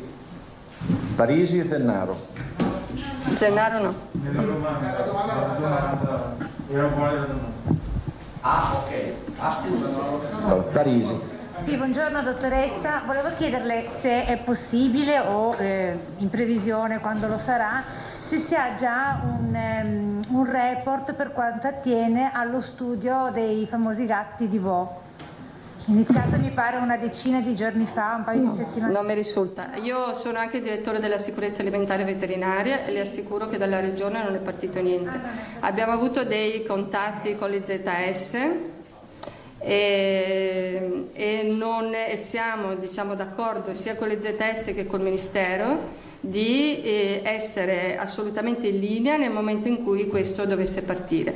Ci sono delle indicazioni per cui le regioni, le ZS e il Ministero stavano lavorando e hanno definito alcuni parametri, però da parte della regione non è partito nulla. D'accordo, grazie. Se la dottoressa Russo non ci sono altri. Se è possibile, possiamo se non altro dire e scrivere che il Veneto è comunque, come abbiamo detto noi, con le sue affermazioni, con un tasso di contaggio con l'RT pari allo 0,4 certo, tra le migliori 0,41 tra le migliori regioni in Italia? Sì, ci sono. È la prima, quindi? Diciamo che questo viene correlato anche al numero di casi, quindi all'incidenza. Tra le regioni che hanno avuto un numero elevato di casi siamo fra le regioni migliori, se non le prime. Sì, se lo paragonate con una regione che perché abbiamo infatti. Dobbiamo farlo come Emilia Romagna e Lombardia. Certo, il Piemonte. E anche Friuli Venezia Giulia. Anche il Lazio, Marche, insomma le regioni che comunque hanno avuto un numero di casi considerevole. Comunque il Ministero pubblica settimanalmente questo report e poi alla fine fa una tabella sinottica dove riassume i risultati attribuibili ai singoli indicatori, agli indicatori più importanti. Questo consente, non è un confronto fra regioni, ma è la possibilità di dare alle regioni stesse un ritorno rispetto ai dati che ha inseriti per collocarsi e per adeguarsi. Questo potrebbe servire dello spostamento tra regioni e anche nell'apertura delle attività produttive. Dottoressa, approfitto della sua presenza per rifare una domanda che ieri ho posto al Presidente Zaia e mi ha dato una risposta più che soddisfacente, però la ripropongo sulla base di alcune notizie che sono uscite oggi. No, stiamo parlando... Espulso immediatamente. No, allora, ILEA per quanto riguarda i tamponi e i test sierologici, perché ho sentito un dibattito molto interessante l'altro giorno al Senato su questo argomento e la cosa è, riguarda prevalentemente la regione Lombardia, dove c'è stata una corsa alle convenzioni con aziende private e laboratori privati per garantire questo test con una gamma di prestazioni che va da 30 a 90 euro. Allora, ovviamente il Parlamento ha posto la questione: è giusto garantire questa prestazione sanitaria dentro alla lista? Ecco, ci faccia capire ne andremo fuori prima o poi. Rispondo con quello che è di mia competenza. Allora, nell'ambito dei LEA che sono attualmente in vigore, i primi della tabella dei LEA elencati nell'ambito dell'allegato relativo alla prevenzione e sanità pubblica, ci sono 3 LEA, adesso non mi ricordo, magari sbaglio, a 1, a 2, a 3, dove è proprio specificato che le regioni devono adottare tutte le misure necessarie al contenimento della diffusione delle malattie infettive. Per me le nostre attività e quindi anche i test diagnostici si collocano in questi LEA in maniera assoluta. E quindi lo Stato vi deve dare le risorse per garantirle poi? Certamente sì, se sono LEA e sono legati anche ai riparti che sono poi collegati al mantenimento dei LEA. Grazie. è già un livello essenziale perché è contenuto all'interno di queste misure. Grazie dottoressa. Diamo la parola per le domande non ancora rimaste pending al Presidente. Ma facciamo veloci se siete d'accordo. Allora, rispondo a Marco Bonet e anche, diciamo, parzialmente anche a Albino Sammaso, che più o meno anche sta stessa roba. Il rapporto con Crisanti è ottimo e è parte integrante di quello che è la squadra, il team Veneto. Ovviamente in ognuno vanno allocate le competenze e il ruolo, cioè c'è chi gioca da centravanti, chi gioca in difesa, chi gioca in porta, ma se la squadra c'è.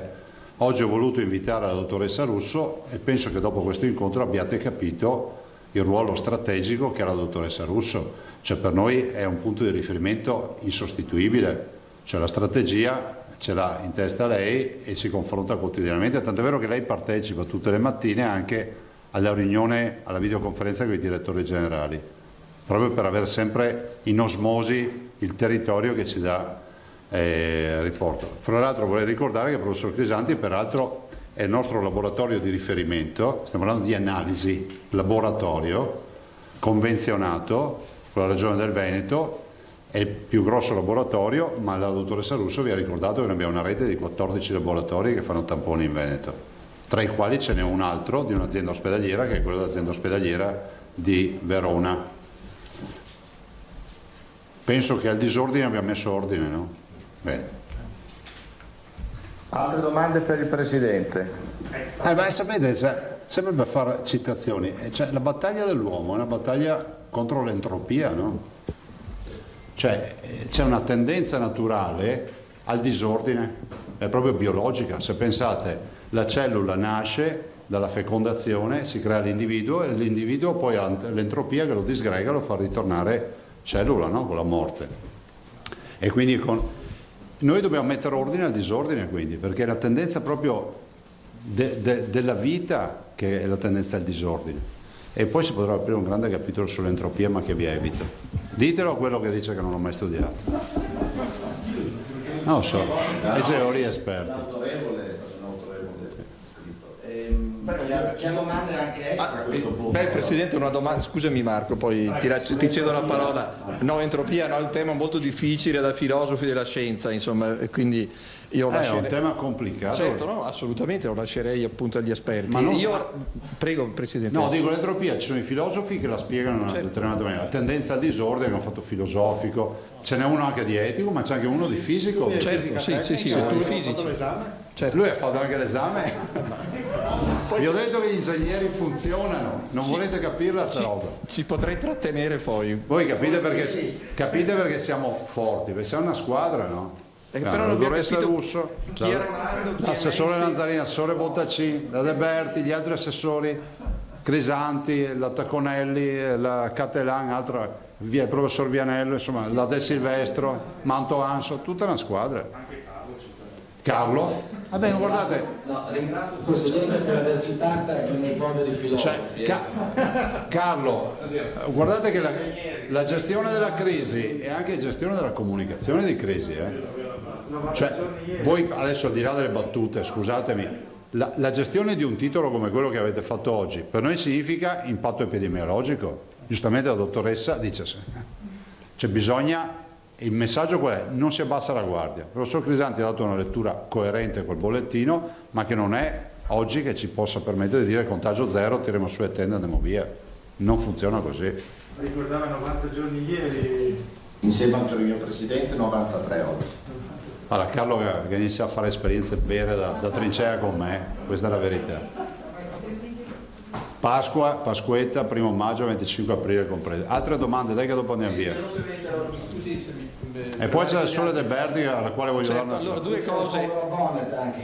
Sì, poi non parlo più, vi garantisco. Allora, uno, il voto il 13-14 settembre che sembra un dato assolato. La domanda doveva far Bonet, questa è evidente. Facciamo lo stesso mestiere, Presidente.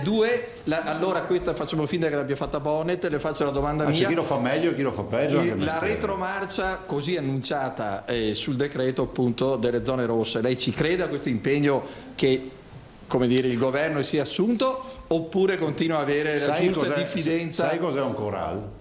No, me lo spieghi nei C'era anche dettagli. un film Coral Bay, no? Sì. Che non c'è roba dei coralli in mare.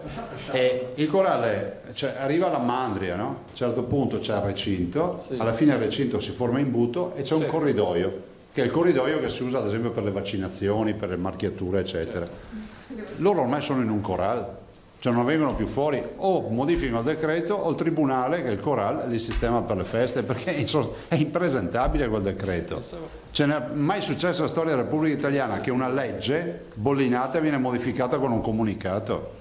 Guardate, scrivetevelo, io c'ero, scrivetevelo. Se ne sono accorti, hanno detto che rimedieranno a questo errore. Ma che se 200 milioni di euro il Veneto vuole la sua parte, facciano quello che vogliono. Per tutti, non solo per noi. Per tutto il Veneto. Io ho 3 province in area rossa per 30 giorni, si sono dimenticati di toglierle e cavolo il solo, se non ho capito.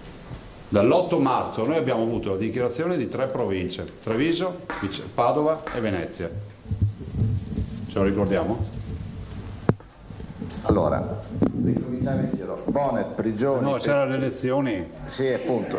Così evito, e quindi rispondo a Marco e a tutti quelli che volevano. Quindi tutti.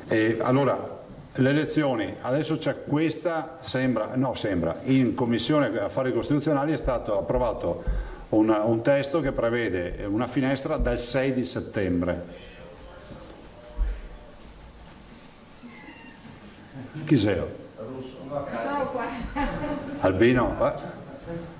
Ti mettiamo in primo banco, vedi a stare da drio da fa casino. È la tecnologia che mi spiccia il problema. Sì. Mi sa che in casa non sono d'accordo con te a casa tua.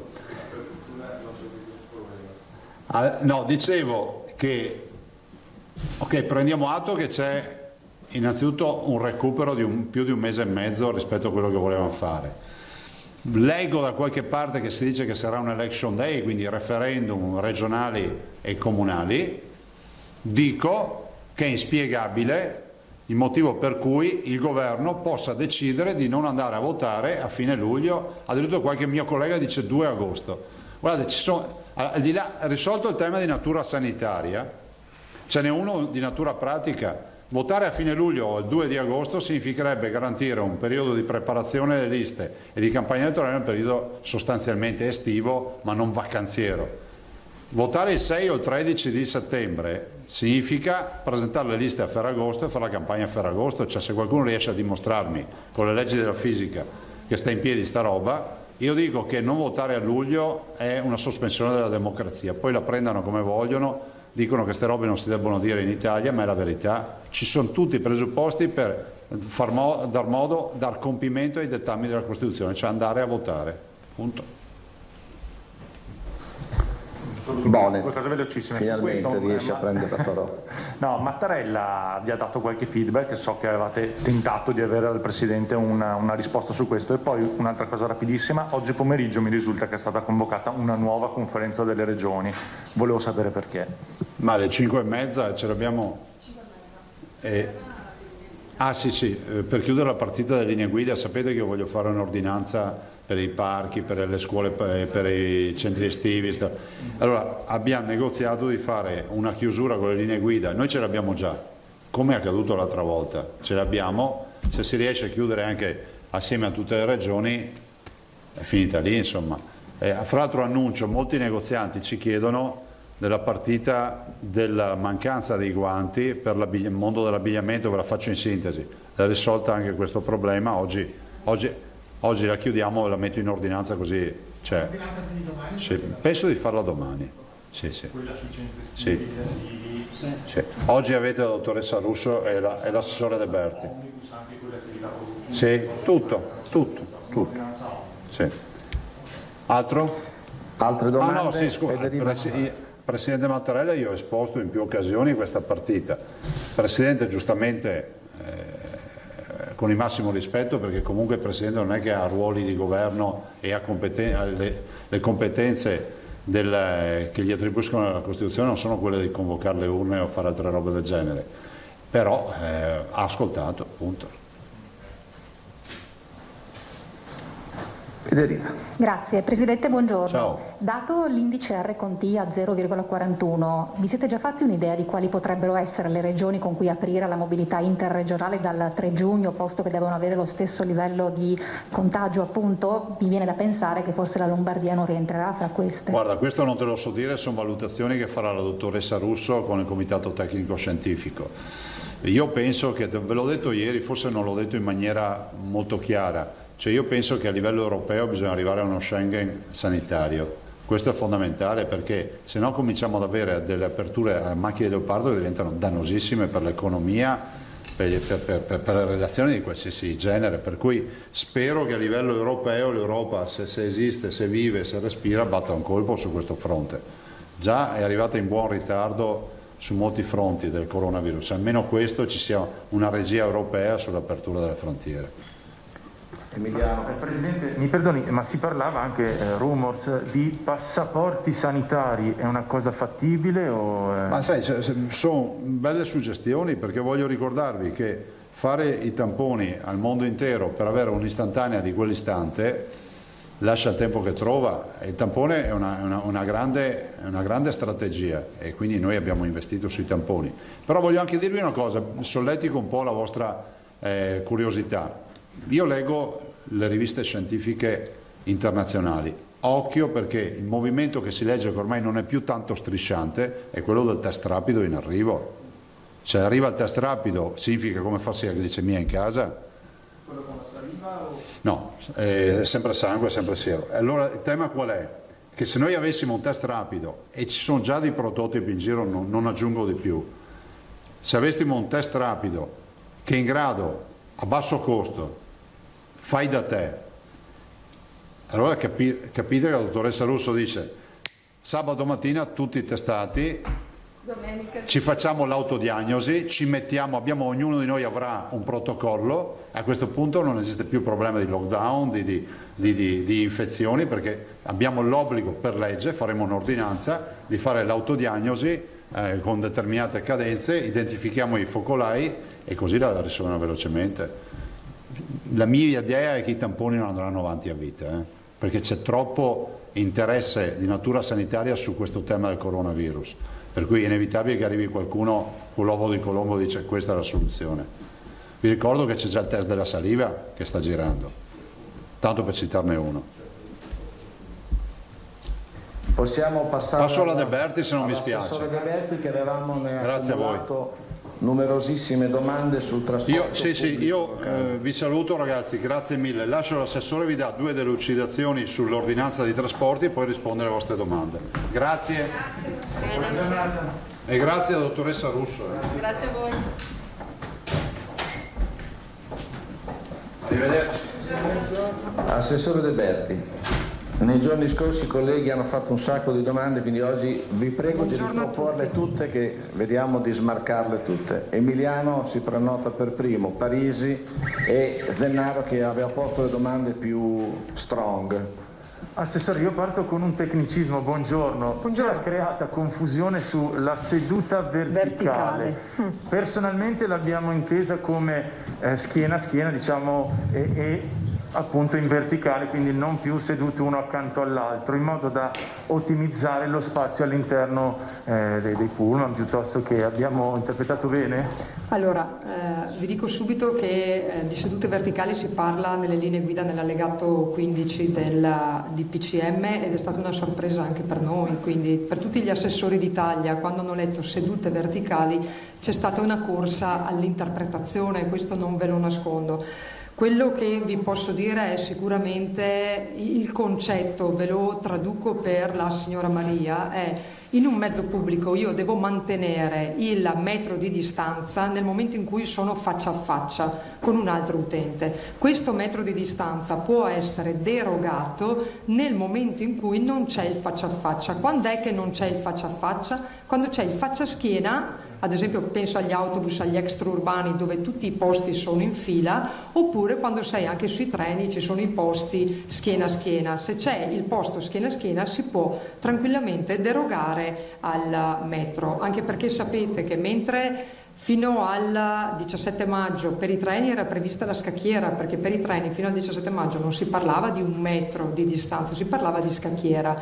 Il metro di distanza si parlava solo ed esclusivamente negli autobus e per analogia nei vaporetti, perché i vaporetti entrano nelle linee guida di lunedì, le ultime che sono state fatte, e l'applicazione del metro voleva dire 9 persone in un autobus da 12 metri con una capienza di 97 persone e 15 persone in un autobus extraurbano di 12 metri con una capienza di 79 persone, cioè è insostenibile. Se voi dovete pensare che a settembre riaprono le scuole, al di là del fatto che l'apertura delle scuole, le modalità di apertura non interessano solo ai dipendenti delle mense, interessano anche a noi come trasporti, perché sarà fondamentale capire come riuscire a portare a scuola i ragazzi. Non possiamo pensare di quadruplicare, quintuplicare o sestuplicare i mezzi, perché è impossibile, cioè non è fattibile, quindi le modalità di apertura delle scuole sono fondamentali. Considerate che nelle linee guida è stato stabilito che sostanzialmente si deve abbattere l'ora di punta della mattina, cercare di sfasare le entrate nei luoghi di lavoro piuttosto che da settembre le entrate a scuola, però non c'è scritto chi deve fare questo lavoro, lo mettono come un'incombenza ma non è chiaro chi se ne deve occupare. Proprio in questo oblio assoluto, la settimana scorsa ho portato una delibera in giunta e come trasporti abbiamo costituito un tavolo tecnico a cui faranno parte di questo tavolo un membro dell'ANCI, un membro dell'UPI, che rappresentano sostanzialmente gli enti di governo che gestiscono la programmazione dell'acqua e della gomma, e un rappresentante per ogni tipologia di trasporto. Quindi avremo Trenitalia per il ferro, ovviamente ACTV per l'acqua, e poi si metteranno d'accordo le aziende di trasporto su gomma per nominare un rappresentante, in modo da fare un lavoro di confronto sia con l'associazione di categoria a livello regionale sia con il provveditorato all'istruzione regionale. Tenete presente che ad esempio a Verona il Comune di Verona, nella figura del vice sindaco, sta già interloquendo con il rettore dell'università, con il provveditore provinciale e con i mobility manager delle maggiori aziende per cercare di trovare un'organizzazione che permetta di non appesantire l'afflusso di macchine nelle città principalmente. Grazie. Parisi e Zennaro. Ecco, Assessore, buongiorno. Dunque, per quanto attiene al trasporto via acqua, qui a Venezia c'è appunto la questione dei vaporetti, con turisti che non ci sono, studenti che sono a casa, corse che sono state dimezzate visti i problemi economici appunto della CTV, appalesate dalla stessa, e c'è comunque questo sovraffollamento continuo dove non vengono anche rispettate le misure minime per quanto attiene anche la questione dei dispositivi che non sono sempre utilizzati da tutte le persone. Come intende muoversi la Regione per quanto attiene al suo monitoraggio in tal senso? Allora, tenete presente che la gestione della programmazione dei servizi sulla gomma e sull'acqua non competono alla Regione. Io ho costituito un tavolo regionale con sia le parti sociali che con le aziende di trasporto tutte, perché comunque mi interessa ovviamente monitorare la situazione a livello regionale, però noi abbiamo una competenza diretta come committenti solo ed esclusivamente sul ferro. Vi do, giusto per farvi capire, l'incidenza su Venezia e i problemi di Venezia. Noi quando parliamo di TPL in Veneto parliamo di 850 milioni l'anno. Questi 850 milioni sono costituiti dal Fondo Nazionale Trasporto e risorse regionali e ricavi da traffico, da biglietti ordinari e da abbonamenti. I ricavi da traffico sono 400 milioni, 120 milioni sono per il ferro, 280 milioni sono gomma e acqua. Dei 280 milioni di ricavi per gomma e acqua, 114 sono solo per l'acqua. Dei 114 dell'acqua ne abbiamo 17 che sono da abbonamenti e si presuppone dei residenti, e 96 milioni che arrivano da biglietti ordinari, per lo più turistici. Quindi da qui capite che ACTV, comprendo che da un punto di vista economico sia in difficoltà, però voglio anche darvi una sottolineatura. Quella responsabilità individuale di cui il Presidente ha spesso parlato durante le conferenze stampa è fondamentale anche nel trasporto pubblico, perché è vero che l'ordinanza della Regione prevede che gli enti di governo e, per quanto riguarda la Regione, la Società Infrastrutture Venete, predispongano dei servizi o comunque una programmazione di offerta di servizi commisurata alla domanda. Ok? Quindi se c'è tanta domanda devono esserci sicuramente considerato il droplet più mezzi. Da lunedì c'è una differenza, perché con la scusa della seduta verticale noi ci siamo inseriti con l'ordinanza del Presidente in questa apertura delle linee guide, stabilendo che comunque il mezzo non può superare la capienza del 50%, quindi comunque abbiamo dato alle aziende di trasporto la possibilità di poter trasportare più persone. Io ho visto una foto ieri mattina sui giornali di un vaporetto di ACTV che sinceramente me l'aveva girata la sera prima, alle 11 di sera me l'aveva girata il collega Bottacin, che così di primo acchito mi ha fatto arrabbiare. Io sono partita in quarta la mattina perché ogni volta che ci sono di queste situazioni io ho sentito sia il sindaco Brugnaro che il direttore di ACTV, perché dico bisogna sempre commisurare l'offerta alla domanda. Però quella foto, se la notate, era una foto nel momento di discesa dal vaporetto, dove il numero delle persone sul vaporetto era un numero congruo. La problematica è che nel momento in cui devono scendere dal mezzo praticamente fanno massa tra di loro, non rispettano le distanze di sicurezza. Ma questo vi dico, l'ho visto anch'io 10 giorni fa in Piazzale Roma di persona, alla fermata del tram, tutte le persone distanziate che rispettavano la postazione indicata sul marciapiede. Appena è arrivato il tram e si sono aperte le porte, si sono sostanzialmente riuniti tutti ben fissi davanti alla porta. Cioè qui nessuno ci può fare niente, si chiama responsabilità individuale ed è fondamentale che le aziende di trasporto rispettino l'ordinanza regionale e che tutti facciamo la nostra parte. Quindi anch'io quando vengo a Venezia, a parte oggi, vengo con il treno, ma quando il treno si ferma in stazione io non ho visto gente ammassarsi alla porta per uscire. Si esce mantenendo, non dico la distanza di 1 metro, però un minimo di distanza di sicurezza. Sicuramente appiccicati non serve a niente, né il vaporetto riparte tenendo le persone sopra, né il treno riparte prima che siano scesi tutti i pendolari. Sì, cioè dobbiamo anche noi un po' stare attenti a mantenere le distanze. Dopo guardate, io leggo tutte le mail perché ne ricevo tantissime, ma vi devo dire che in questi mesi il 95% delle mail che ho ricevuto le ho ricevute per ACTV.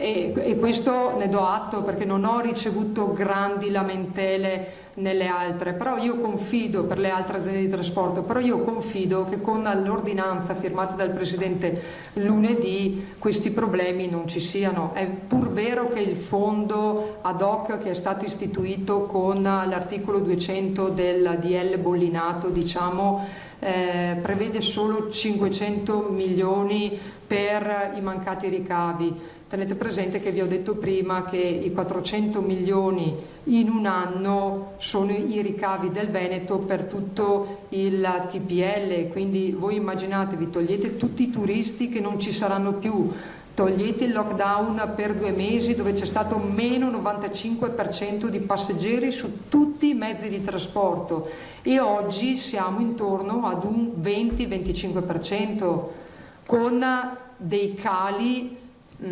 abbastanza pesanti su Belluno, cioè Belluno dove le altre province dopo il 4 maggio registravano un 10-12% dei passeggeri ante Covid, quindi eravamo comunque intorno ancora a un meno 88, meno 90%, Belluno registrava un 3% di passeggeri.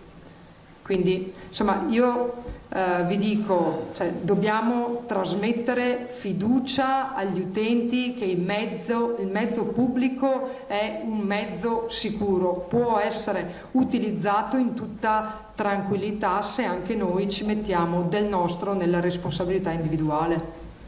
Grazie. E con questo Scusa, me l'ho dimenticato. Zennaro, Salmaso. Allora, Assessore, mi sembra di avere... quello che serve a questo punto è un grande progetto di organizzazione sul territorio.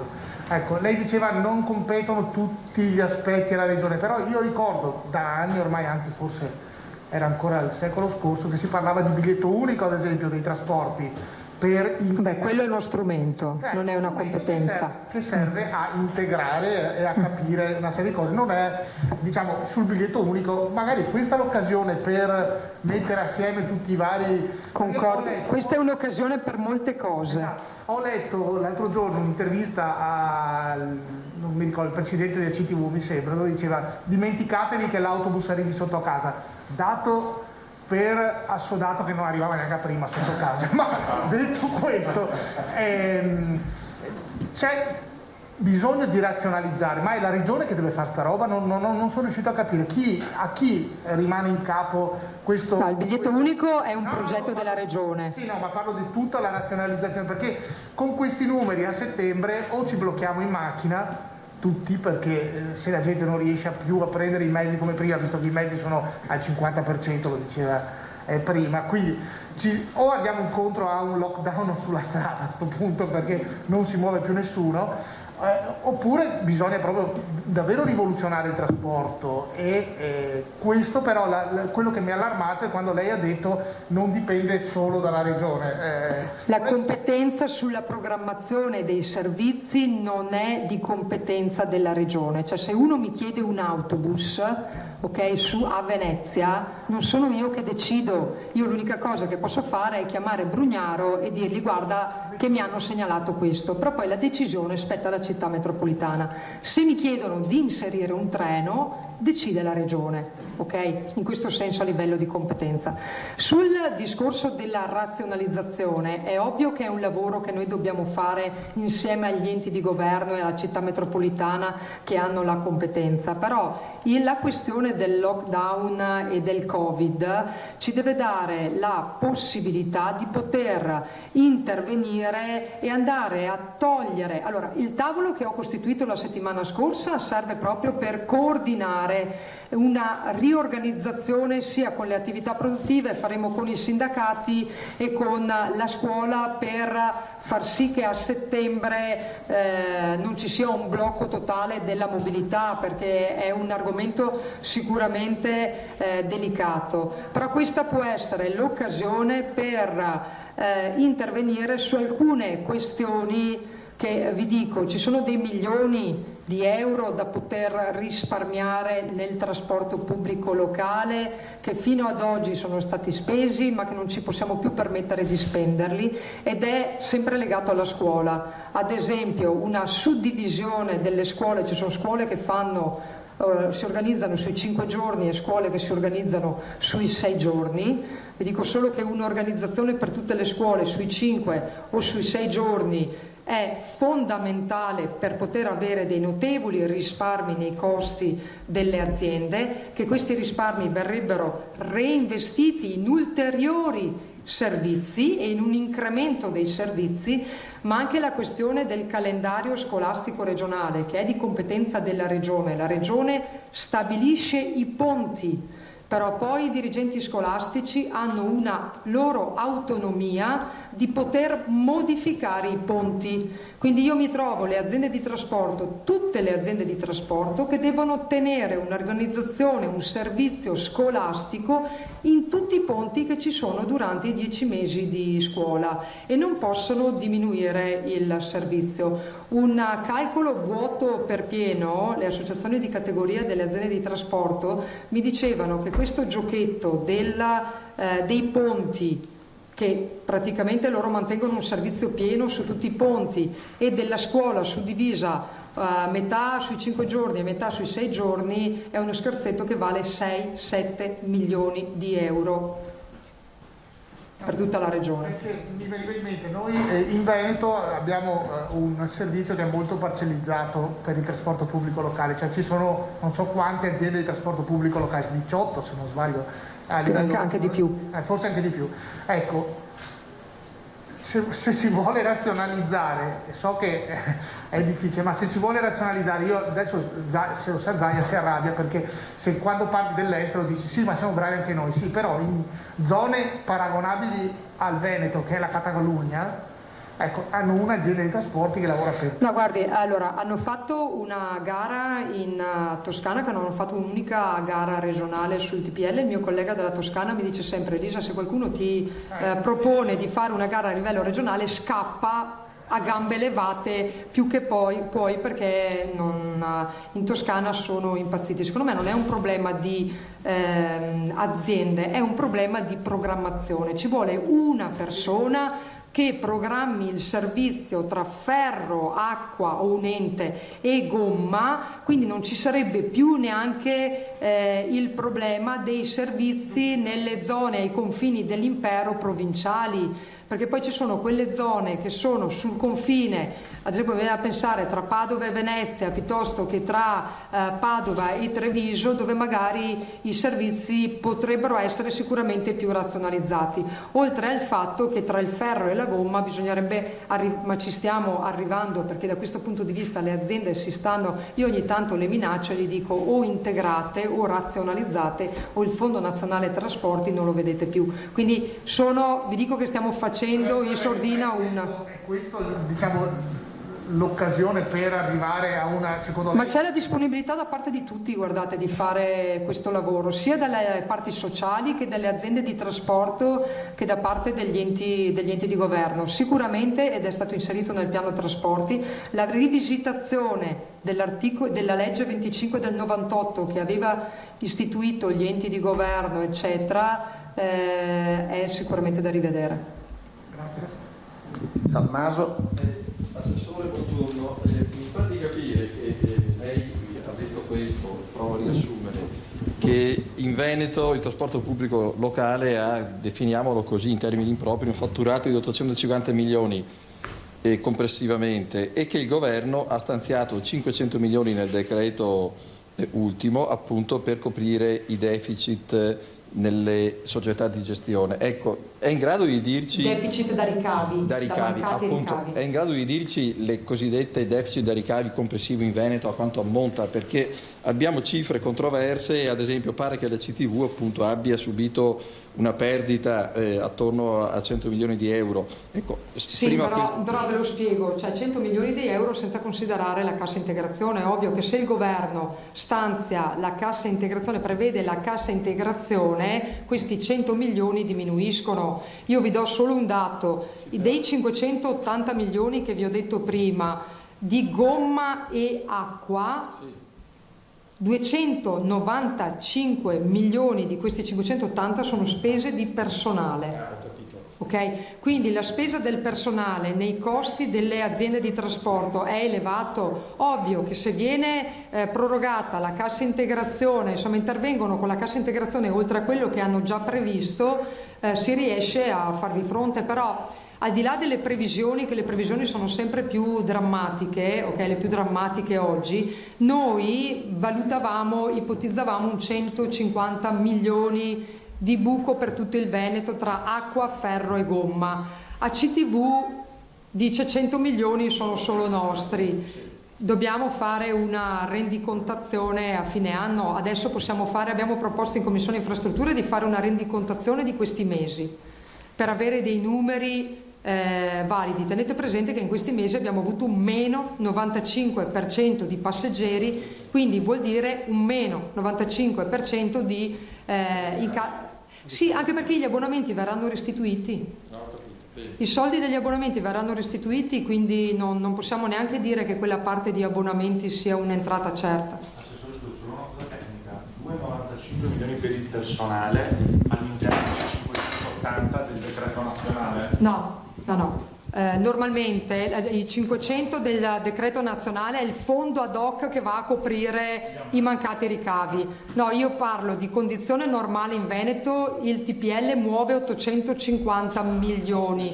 Di questi 850 milioni ce ne sono 400 per ricavi e ci sono, la differenza sono sostanzialmente 580 di che nei 580 ci sono anche i ricavi, ok? Sia Fondo Nazionale Trasporti che i ricavi. Di questi 850, 580 milioni vanno per la gomma e l'acqua e 270 milioni vanno per il ferro. Quelli che vanno per l'acqua, comprensivi anche dei ricavi, 580 milioni, 295 sono costi di personale. Allora, per concludere su questo ragionamento, lei dice appunto che i passeggeri sono diminuiti del 90%, questo è legato solo al fatto che non sono riprese le scuole oppure c'è il fuggi da panico dell'utente normale del questo pendolare? Nel periodo del lockdown, Albino. Certo. Oggi siamo a un 20-25% sia sul treno che sulla gomma. Di settimana in settimana i passeggeri stanno aumentando. Quindi siamo a un meno 75, meno 80%, insomma di settimana in settimana aumentano. Siamo a un 20-25 dei passeggeri pre-lockdown. Benissimo. Ecco, riguardo alle competenze della Regione, che poi riguardano prevalentemente il ferro, lei ha calcolato quanti treni dovrebbe aggiungere per rientrare nei parametri stabiliti dalle normative e garantire la stessa utenza che aveva prima del lockdown? O è un calcolo impossibile da fare in questo momento? Allora, è un calcolo impossibile. Tieni presente che però noi sulla programmazione dei treni, noi ad oggi abbiamo un 60% dei treni pre-lockdown, ok? Però manteniamo sempre un ampio margine rispetto alla domanda, rispetto ai posti disponibili che costituiscono il 50% ovviamente dei posti del treno, perché alla fine il metro in treno si attesta sul 50% dei posti. Però non siamo in grado di fare il calcolo in questo momento che dici tu. Speriamo che la riorganizzazione possiamo andare in difficoltà con le scuole. Cioè io continuo a dire che le scuole sono fondamentali e per quello è stato costituito il tavolo. Perché devono essere gestiti e governati i flussi. Ma mancano pochi mesi a settembre, non è che noi abbiamo costituito un tavolo, noi dovremmo ricevere le indicazioni dal Ministero dell'Istruzione. Il Ministero dell'Istruzione non dà indicazioni certe, noi lavoriamo per darci un'organizzazione nostra. Poi speriamo che ce la facciano applicare. Va bene. Guardate, è partita oggi la lettera con cui chiediamo, ieri ho fatto l'incontro perché settimanalmente incontro gli enti di governo, le aziende di trasporto, abbiamo fatto l'incontro dove gli ho chiesto ovviamente di distribuire territorialmente, insomma che il rappresentante dell'ANCI, il rappresentante dell'UPI, delle aziende di trasporto mi vadano a coprire tutto il Veneto. Oggi è partita la lettera. Ho chiesto agli enti di governo, all'UPI, all'ANCI e alle aziende di trasporto di comunicarmi velocemente i loro rappresentanti. Se entro qualche giorno mi comunicano i loro rappresentanti, credo che la settimana prossima può esserci già la prima convocazione del tavolo che andrà ad interloquire con associazioni di categoria e con il provveditorato regionale. Grazie a voi.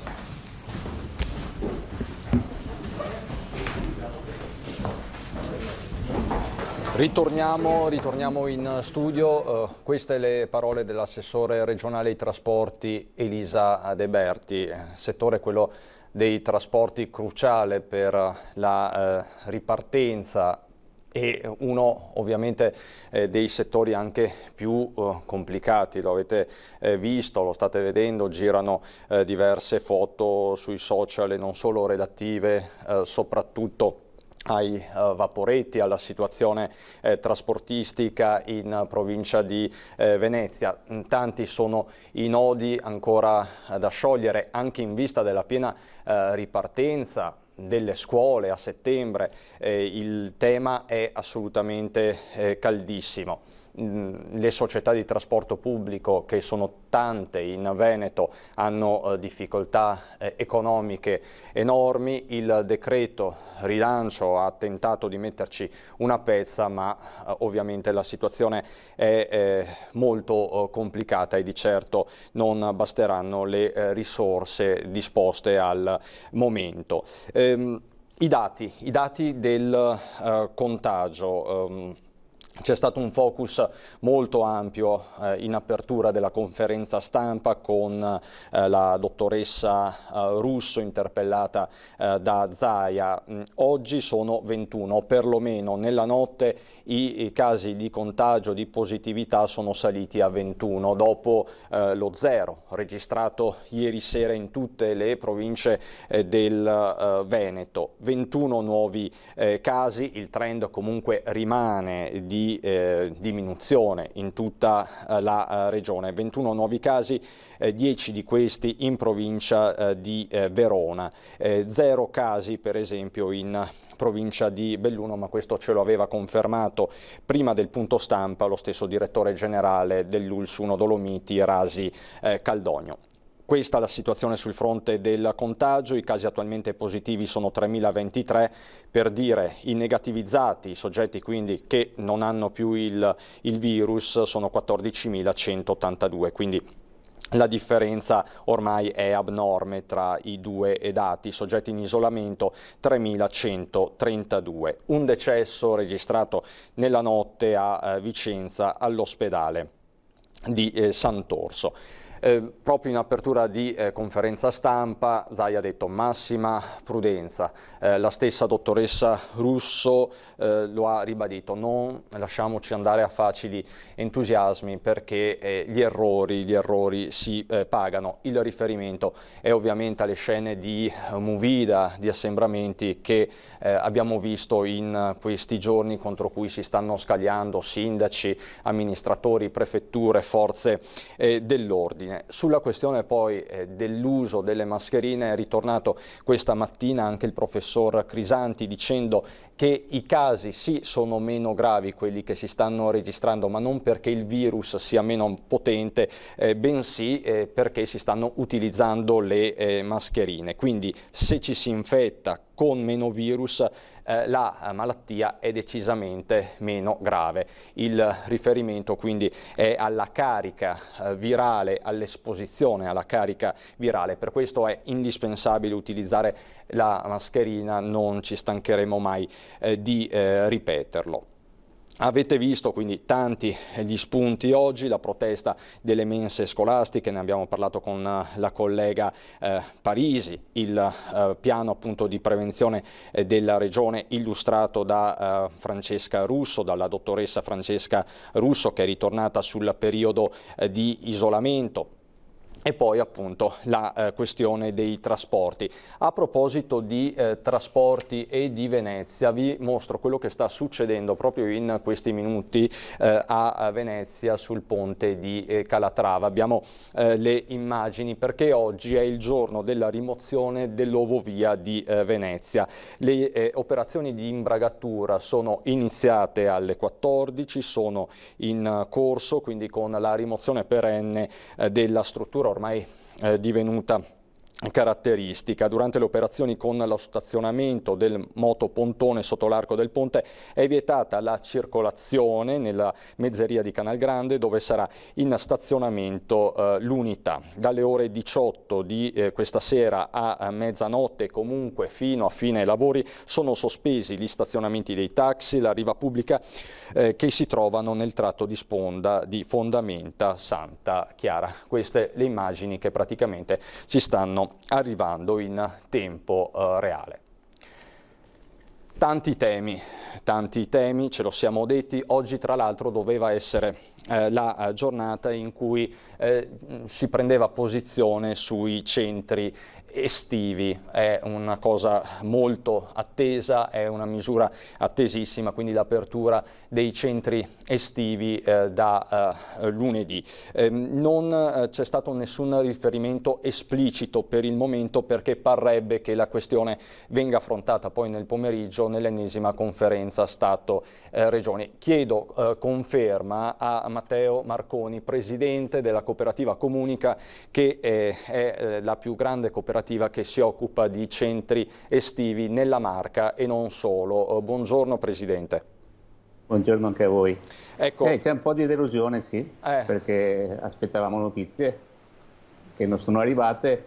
Sembrava dalle bozze che stavano circolando, dalle informazioni che avevamo, che fosse tutto pronto, però sì, è stato rimandato tutto a questo incontro di stasera tra le regioni per avere una linea unica in tutta Italia. Vediamo. Ma il protocollo che lei aveva in mano, quello della Regione, parliamo di quello della Regione? Non avevo in mano il protocollo della Regione, ho visto delle bozze che sono circolate di quello della Regione e sembrava molto, molto interessante, insomma, però se adesso va rivisto e concordato con le altre regioni, vediamo cosa ci diranno stasera. Speriamo stasera, perché se ci dicono di aprire la prossima settimana, che ovviamente lunedì è impossibile visto i tempi ormai, prima arriva il protocollo, prima riusciamo ad adeguare i servizi.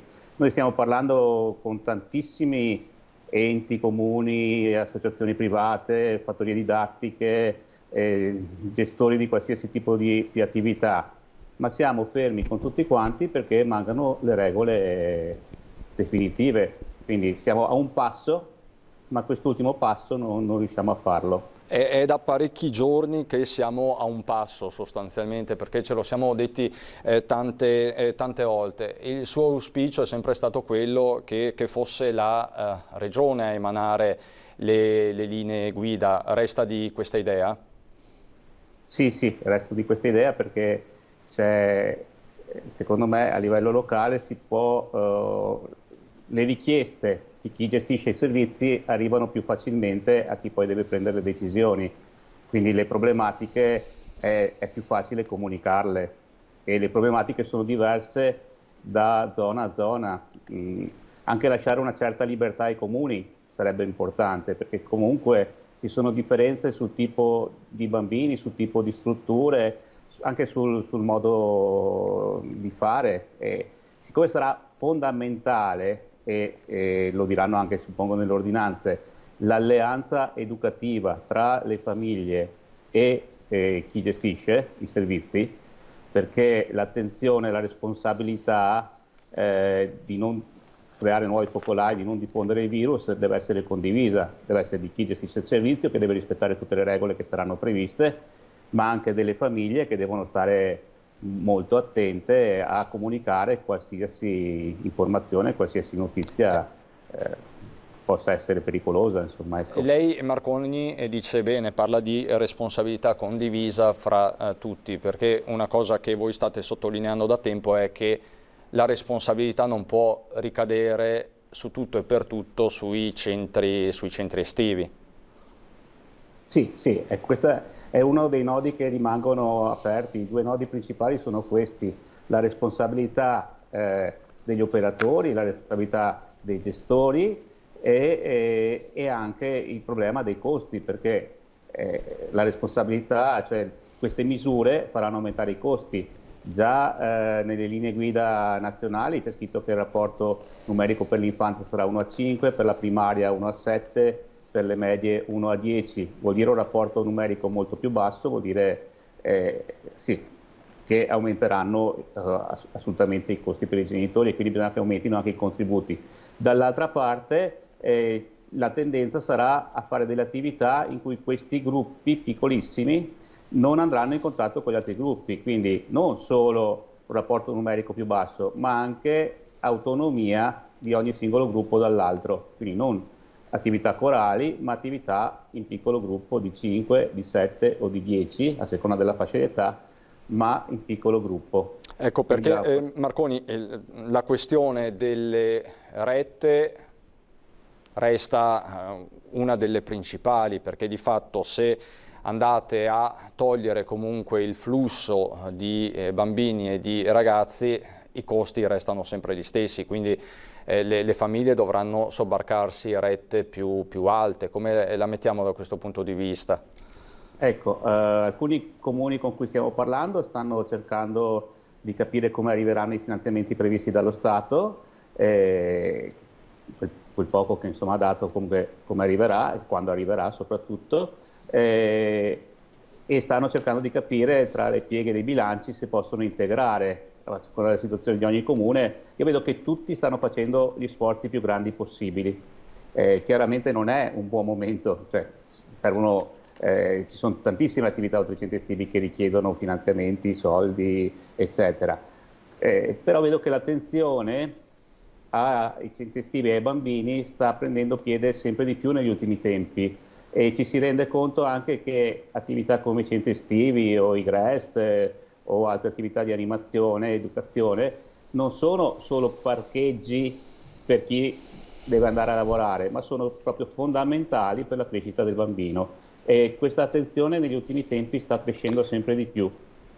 Marconi vuole lanciare un ultimo appello, speriamo sia davvero l'ultimo, a Regione, Governo, perché nelle prossime ore si faccia chiarezza. Cosa vuole dire? Posso citare Zaia prima, facciamo che i centri estivi non facciano parte di questa battaglia contro l'entropia, che ci date delle linee guida chiare e definitive, in modo che già noi dovremo lottare contro l'entropia, cioè contro il disordine, mettere ordine al disordine con i bambini durante i servizi educativi estivi sarà molto difficile, almeno che dalla parte burocratica amministrativa ci sia presto delle linee guida chiare.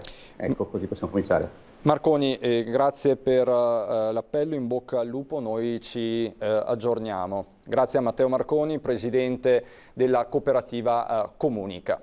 Grazie, buon lavoro. Prima di andare in pubblicità, breve flash. La Slovenia rafforza i controlli ai confini con l'Italia, lo leggiamo in questo caso dal Sole 24 Ore, il ministro degli esteri di Lubiana, Italia paese non sicuro, sono parole molto pesanti. L'inizio delle vacanze genera strategie di favore o di ostracismo verso alcuni flussi turistici, scrive la versione online del Sole. Di fatto si sta consumando una guerra e non tanto fredda sui corridoi verso il mare. Nei giorni scorsi si era espresso anche il ministro degli esteri Di Maio dicendo nessuna black list per quanto concerne le vacanze, c'è un asse Italia-Spagna che rischia di rimanere ostratto di fatto dai flussi turistici del centro Europa. Questo è un altro tema di cui parleremo sicuramente nei nostri telegiornali e nella nostra diretta. Adesso per noi c'è la pubblicità, ci vediamo dopo.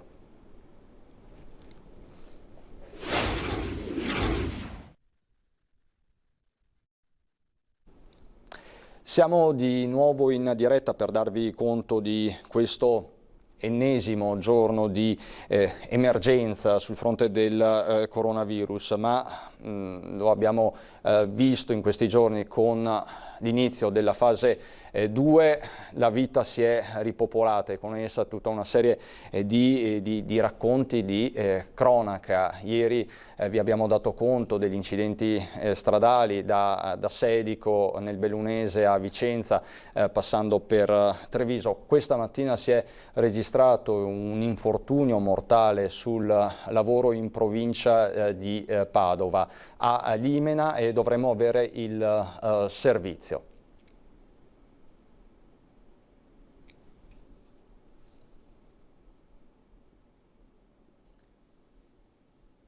Incidente mortale sul lavoro a Limena, a perdere la vita Arrigo Frizzarin, 75 anni, titolare della ditta Tecno Utensili. Sul posto sono intervenuti i carabinieri e i tecnici dello Spisal. Secondo una prima ricostruzione, Frizzarin stava caricando una fresatrice su un autocarro quando il macchinario si è ribaltato dal trasportatore e gli è caduto addosso.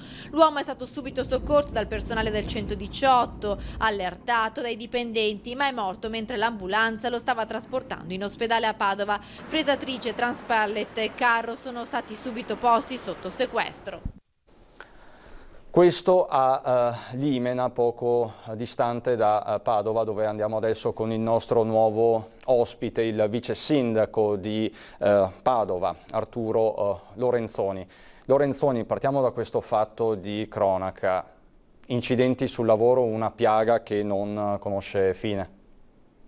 Ma veramente ogni volta che ci raggiungono queste notizie è drammatico, veramente, perché non riusciamo a estirpare questa tragedia che c'è nel nostro territorio, e drammaticamente le statistiche rispettano se stesse e i numeri delle persone con incidenti gravi, addirittura mortali come in questo caso, rimangono sempre alti. L'attenzione non è mai sufficiente e veramente c'è da pensare di come cambiare la cultura del lavoro, perché nessuno debba rimetterci la vita o la salute per il fatto che lavora. Tra l'altro, Lorenzoni, di sicurezza, di sanità sui posti di lavoro si sta parlando. Ovviamente il tema è centrale, la pandemia ci ha insegnato questo. Sicurezza che ovviamente è un bene essenziale. Con l'avvio della fase 2, della fase 2 bis, i centri città sono tornati a ripopolarsi, ci sono però degli assembramenti, abbiamo visto le immagini di inizio settimana da Padova e non erano belle immagini. Ma la mia impressione è che, come un elastico che sia stato tenuto in tensione a lungo, poi ha degli effetti molto visibili e molto forti. C'è una parte della popolazione che non ha inteso che l'emergenza non è finita, che dobbiamo ancora avere grandissima attenzione per evitare di ritornare indietro con il contagio, e nei giorni scorsi, complici le temperature estive, abbiamo effettivamente visto delle scene che non dovevamo vedere. Io veramente mi appello a tutte le persone perché abbiano dei comportamenti responsabili. Attendevamo di poter tornare ad incontrarci, a vivere una vita più normale, più simile a quella che abbiamo sempre vissuto, ma non possiamo permetterci assembramenti come quelli che abbiamo visto o comportamenti comunque che sembra non tenere in considerazione la possibilità di un ulteriore contagio. Ecco, il Comune di Padova cosa sta facendo sul fronte proprio dei controlli? Come vi state muovendo da questo punto di vista? Ma guardi, sono in corso controlli continui, ci sono anche agenti in borghese che si uniscono, diciamo così, agli assembramenti. Sono state date delle multe anche molto onerose ai gestori dei locali, che in alcuni casi peraltro non sono neanche del tutto responsabili di comportamenti che avvengono all'esterno. Io ho visto da parte degli esercenti una grande responsabilità, una collaborazione con l'amministrazione nel sollecitare i ragazzi a non soffermarsi senza mascherina, senza distanze di sicurezza. Io credo che si possa vivere la serata in maniera molto piena, anche senza avvicinarsi come abbiamo visto. Lorenzoni, prego. La collaborazione da parte degli operatori del commercio è veramente molto molto alta, e di questo io sono grato, perché c'è grande responsabilità. Padova è una città grande, complessa anche logisticamente, e ovviamente c'è il punto, il nodo dei trasporti pubblici locali. Ne abbiamo sentito parlare diffusamente nel corso della conferenza stampa dall'assessore Lanzarin. Le società di trasporto pubblico locale sono sorvegliate speciali, anche perché in questi mesi hanno avuto un decremento evidente dei passeggeri, c'è anche un problema di sostenibilità economica dei bilanci a questo punto. Com'è la situazione a Padova? Ma ha detto molto bene, c'è un problema economico rilevantissimo, perché se da un lato il governo ha confermato quel 60% dei costi complessivi del servizio che viene dal contributo che il Ministero dà ogni anno, e sappiamo che quella parte dei costi sarà coperta, e quindi la copertura dei costi per gli stipendi prevalentemente, ma l'altro 40% viene dai biglietti, e negli ultimi 3 mesi a Padova abbiamo fatto circa meno 90% con i biglietti, e quindi si apre una voragine nei conti delle aziende di trasporto pubblico locale, e che in questi giorni faticano a capire quale sia la dimensione ottimale. Noi abbiamo fatto un po' una regolazione manuale delle frequenze, delle portate dei mezzi, andando ad osservare giorno per giorno quale fosse il flusso di domanda, e per evitare da un lato che ci fossero mezzi troppo pieni, ma per evitare dall'altro che ci fossero mezzi troppo vuoti, quindi con dei costi che potenzialmente potrebbero non essere mai coperti. È stato un periodo molto difficile. Io mi auguro che adesso a livello regionale si possa trovare un accordo su quelli che sono i criteri per la distribuzione dei fondi nazionali, perché in passato erano dati in base ai chilometri percorsi, ma quest'anno indubbiamente non può essere quello il criterio, perché i chilometri sono molto meno di quelli che si facevano in passato. E lei cosa suggerisce quindi alla Regione, anche in qualità non solo di vice sindaco di Padova, ma di sfidante di Zaia per la coalizione del centro-sinistra in vista delle prossime regionali? Ma guardi, qui più che sfidanti, qui si è collaboranti, nel senso che come amministratore sento la responsabilità di trovare delle soluzioni che siano praticabili in questo momento difficilissimo. Io penso che, d'accordo con tutte le amministrazioni comunali, la Regione ci debba comunicare quale sia il criterio che intende seguire per ripartire i fondi, in modo che si possa iniziare a programmare con più tranquillità il servizio nei prossimi giorni. Lunedì a Padova riparte il tram. Questo io lo vedo come una notizia di grande importanza, perché è uno dei segnali di ritorno alla normalità, e lo aspettavamo da un po' di tempo, ma abbiamo visto che il flusso sulla linea portante nord-sud della città è tornato a dei livelli interessanti che giustificano il transito del nostro tram. E a livello di sicurezza sono state implementate le misure? Cosa avete fatto sul tram proprio come intervento materiale e strutturale? Ma gli interventi sono sull'impianto di areazione, che ovviamente deve avere la certezza dei filtri funzionanti, perché con un ricambio d'aria importante come quello che c'è nei mezzi nel periodo estivo dobbiamo assicurare che appunto non venga, diciamo così, ad accumularsi nell'atmosfera all'interno del mezzo una potenziale concentrazione del virus. Però ecco, i ricambi d'aria nei mezzi del tram sono elevati, e questo consente di poterlo gestire in sicurezza. La sanificazione viene fatta più volte al giorno, e quindi l'auspicio è veramente che non ci siano possibilità di contagio all'interno dei mezzi. E a livello di controlli farete qualcosa in particolare? Diceva prima agenti in borghese, polizia locale, cosa farete da questo punto di vista? Beh, all'interno dei mezzi, diciamo così, c'è il personale dell'azienda di trasporto e già è presidiato. In città abbiamo potenziato la presenza degli agenti, perché si è visto che se il 90% delle persone è responsabile e tiene comportamenti diciamo così, consoni con le normative in atto, c'è sempre quel 10% che fatica ad adeguarsi alle regole e dobbiamo però, per il bene di tutti, far sì che anche loro, volenti o nolenti, si adeguino. Quindi c'è veramente un forte sforzo da parte sia dell'amministrazione comunale sia delle forze di polizia che stanno presidiando il territorio per evitare situazioni potenzialmente pericolose. Potenzialmente pericolose, dice Lorenzoni.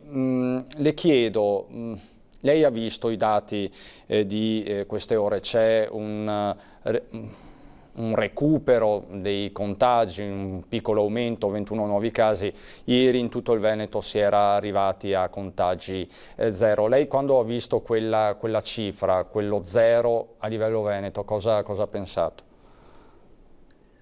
Beh, da un lato una grande senso di sollevamento, perché aspettavamo da tantissimo tempo questo passaggio. Dall'altro la consapevolezza che una rondine non fa primavera, per cui dobbiamo avere una sequenza di più giorni privi dal contagio per poter essere tranquilli che la situazione sia sotto controllo. Ecco, i casi di oggi ci confermano che ancora siamo in quella fase di transizione. Sono pochi casi, però abbiamo visto quanto rapidamente il virus si è diffuso tra gennaio e febbraio e quindi quanto potenzialmente potrebbe diffondersi rapidamente anche adesso, con alcune decine di casi presenti in regione, se non adeguatamente monitorate e isolati. Per cui lo sforzo deve essere ancora molto grande e io devo dire che i colleghi all'Università di Padova stanno facendo un lavoro straordinario con questa capacità di analisi in tempo reale che è la vera forza di risposta al virus, e che devo dire dà anche una certa tranquillità, perché so che ci sono persone con grandi competenze e con grandi capacità che stanno supportando l'amministrazione in queste giornate che sono ancora giornate difficili. Tra l'altro ribadiamo l'appello che è arrivato questa mattina dal professor Crisanti, che dice i casi di coronavirus sono meno gravi, ma non perché il virus sia cambiato, come si sta dicendo parecchio, anche fonti mediche e scientifiche in questi giorni, ma perché si sta utilizzando la mascherina, e questo di fatto provoca una minore infezione, una minore carica virale. Questo ha detto oggi Crisanti, e di fatto questa affermazione è stata riportata un po' su tutti i media nazionali e non solo. Lorenzoni, le chiedo se rimane con me ancora qualche minuto, adesso andiamo in pubblicità, rientriamo subito dopo con lei. A dopo. Cosa?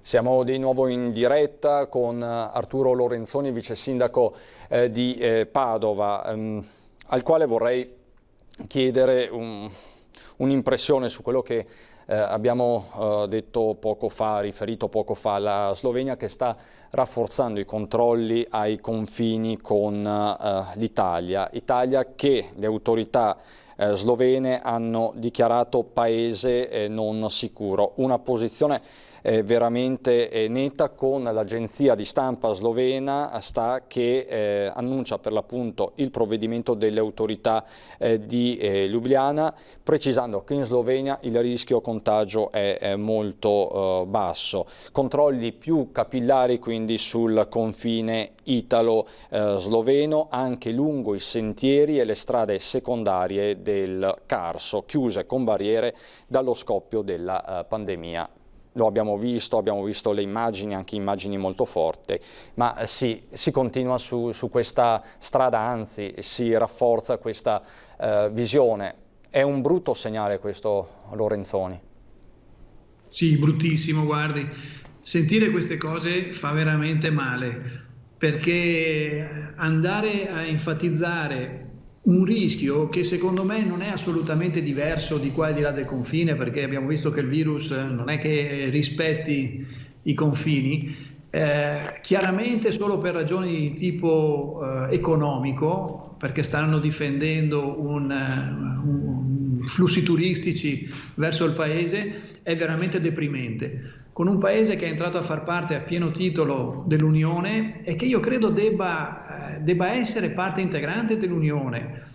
Ma se poi iniziamo invece ad enfatizzare questi tipi di differenze per delle piccole ragioni economiche o meno piccole, la cosa veramente non va bene. Non va bene. Io spero che ci siano delle prese di posizione forti da parte del governo stesso del nostro paese, perché non è possibile andare a discriminare senza peraltro alcun dato di tipo scientifico, perché insomma i 20 contagi del Veneto di oggi ci fanno capire che la nostra regione è molto, probabilmente ne hanno avuti di più in Slovenia, non ho il dato sloveno ma non ne sarei sorpreso. Diciamo che in Veneto e in Friuli, Venezia Giulia, i dati sono stati ancora minori rispetto al Veneto, quindi se guardiamo proprio al confine italo-sloveno la situazione è questa. Quindi il governo, Di Maio in primis, dovrebbero prendere una posizione netta, già l'hanno fatto nei giorni scorsi, ma evidentemente bisogna agire tempestivamente sul fronte comunitario europeo. Assolutamente sì. L'Europa è Europa, ma deve essere presente in queste occasioni, perché nessuno si può andare a creare il suo piccolo recinto per motivi di opportunità. E Lorenzoni, senta, c'è un'altra questione caldissima a livello nazionale, l'ennesimo scontro Stato-Regioni che riguarda questi 200 milioni che erano stati previsti per le zone rosse, ma che con il decreto rilancio di fatto non arriveranno in Veneto e in Campania. Il governatore Zaia ha annunciato ricorso ieri, se non erro, così ha fatto anche il collega campano, PD Vincenzo De Luca. Possibile che sia successo questo? Lei come si spiega questo errata corrige al decreto rilancio? Ma guardi, si dice che a pensar male qualche volta si indovina, non voglio farlo, ma credo che bene abbia fatto il presidente Zaia, ma bene abbia fatto anche i sottosegretari del Partito Democratico che si sono subito attivati a livello governativo per andare a correggere quella svista, tra virgolette, che ha escluso il Veneto. Il Veneto, direi che forse più di chiunque altro, penso a Vo, ma penso a Padova, Treviso e Venezia, le 3 province rosse dichiarate inizialmente, devono essere all'interno, per cui io sono confidente che la cosa sia aggiustata rapidissimamente e che i nostri territori possano rientrare. Tra l'altro, per la lotta al virus, il caso di Vo è il caso guida a livello mondiale probabilmente, quindi credo che delle risorse per coltivare, diciamo così, la cura di questo territorio sia indispensabile. Ecco, una battuta finale volante sulle elezioni regionali. Ieri in Commissione Affari Istituzionali, emendamento 5 Stelle sostenuto dal PD, si va verso l'election day il 13 di settembre di fatto. Potrebbe andare bene come data, lei cosa ne pensa? Ma è comunque una data un po' inusuale, perché fare la campagna dall'inizio di agosto al 13 di settembre penso sia una primizia a livello costituzionale italiano. Però sicuramente è una data più gestibile rispetto alla data impossibile su cui Luca Zaia si sta ancora battendo con accessi agli atti parlamentari che voleva votare in luglio. Credo che votare in luglio sia impossibile per le condizioni, la sicurezza di tutti i cittadini. Mi auguro che a settembre dal punto di vista sanitario siamo in una situazione stabile e mi auguro anche che si possa fare una bella campagna in cui ci si possa confrontare serenamente e apertamente. Perché... Lorenzoni, un'ultima battuta perché siamo proprio addirittura d'arrivo, mi scuso. Un sondaggio pubblicato nei giorni scorsi dal Gazzettino dà il gradimento nei confronti di Zaia al 90%. Ci sono margini per una campagna elettorale? Ma sì, io credo che Luca Zaia abbia fatto un corso di bulgaro nelle ultime settimane e ha ottenuto ottimi voti, ma quando si arriva a quei valori si può solo scendere, e di questo penso sia consapevole anche lui. E quindi ci vedremo al giorno delle elezioni. Questo è anche un augurio, mi sembra, insomma. Va bene, va bene. Lorenzoni, grazie mille, buon lavoro. Grazie a lei, buon pomeriggio. A presto, arrivederci. Gli ascoltatori. Grazie Lorenzoni.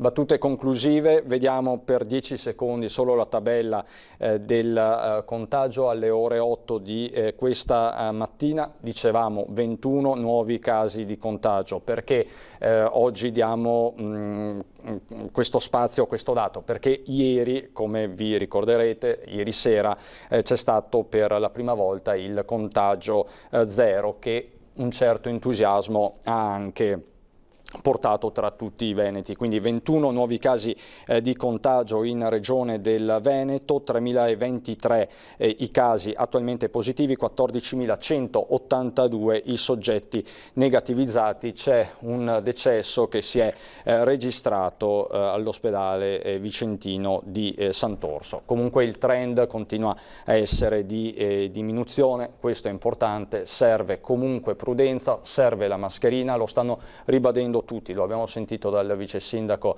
di Padova Lorenzoni, tutti gli ospiti che abbiamo avuto oggi, il ministro D'Incà, il direttore generale dell'Ulsuno Dolomiti Adriano Rasi Caldonio. Utilizzate la mascherina, da ultimo il professor Crisanti, che come sappiamo è una garanzia. La mascherina riduce la carica virale, quindi la possibilità di contrarre la malattia.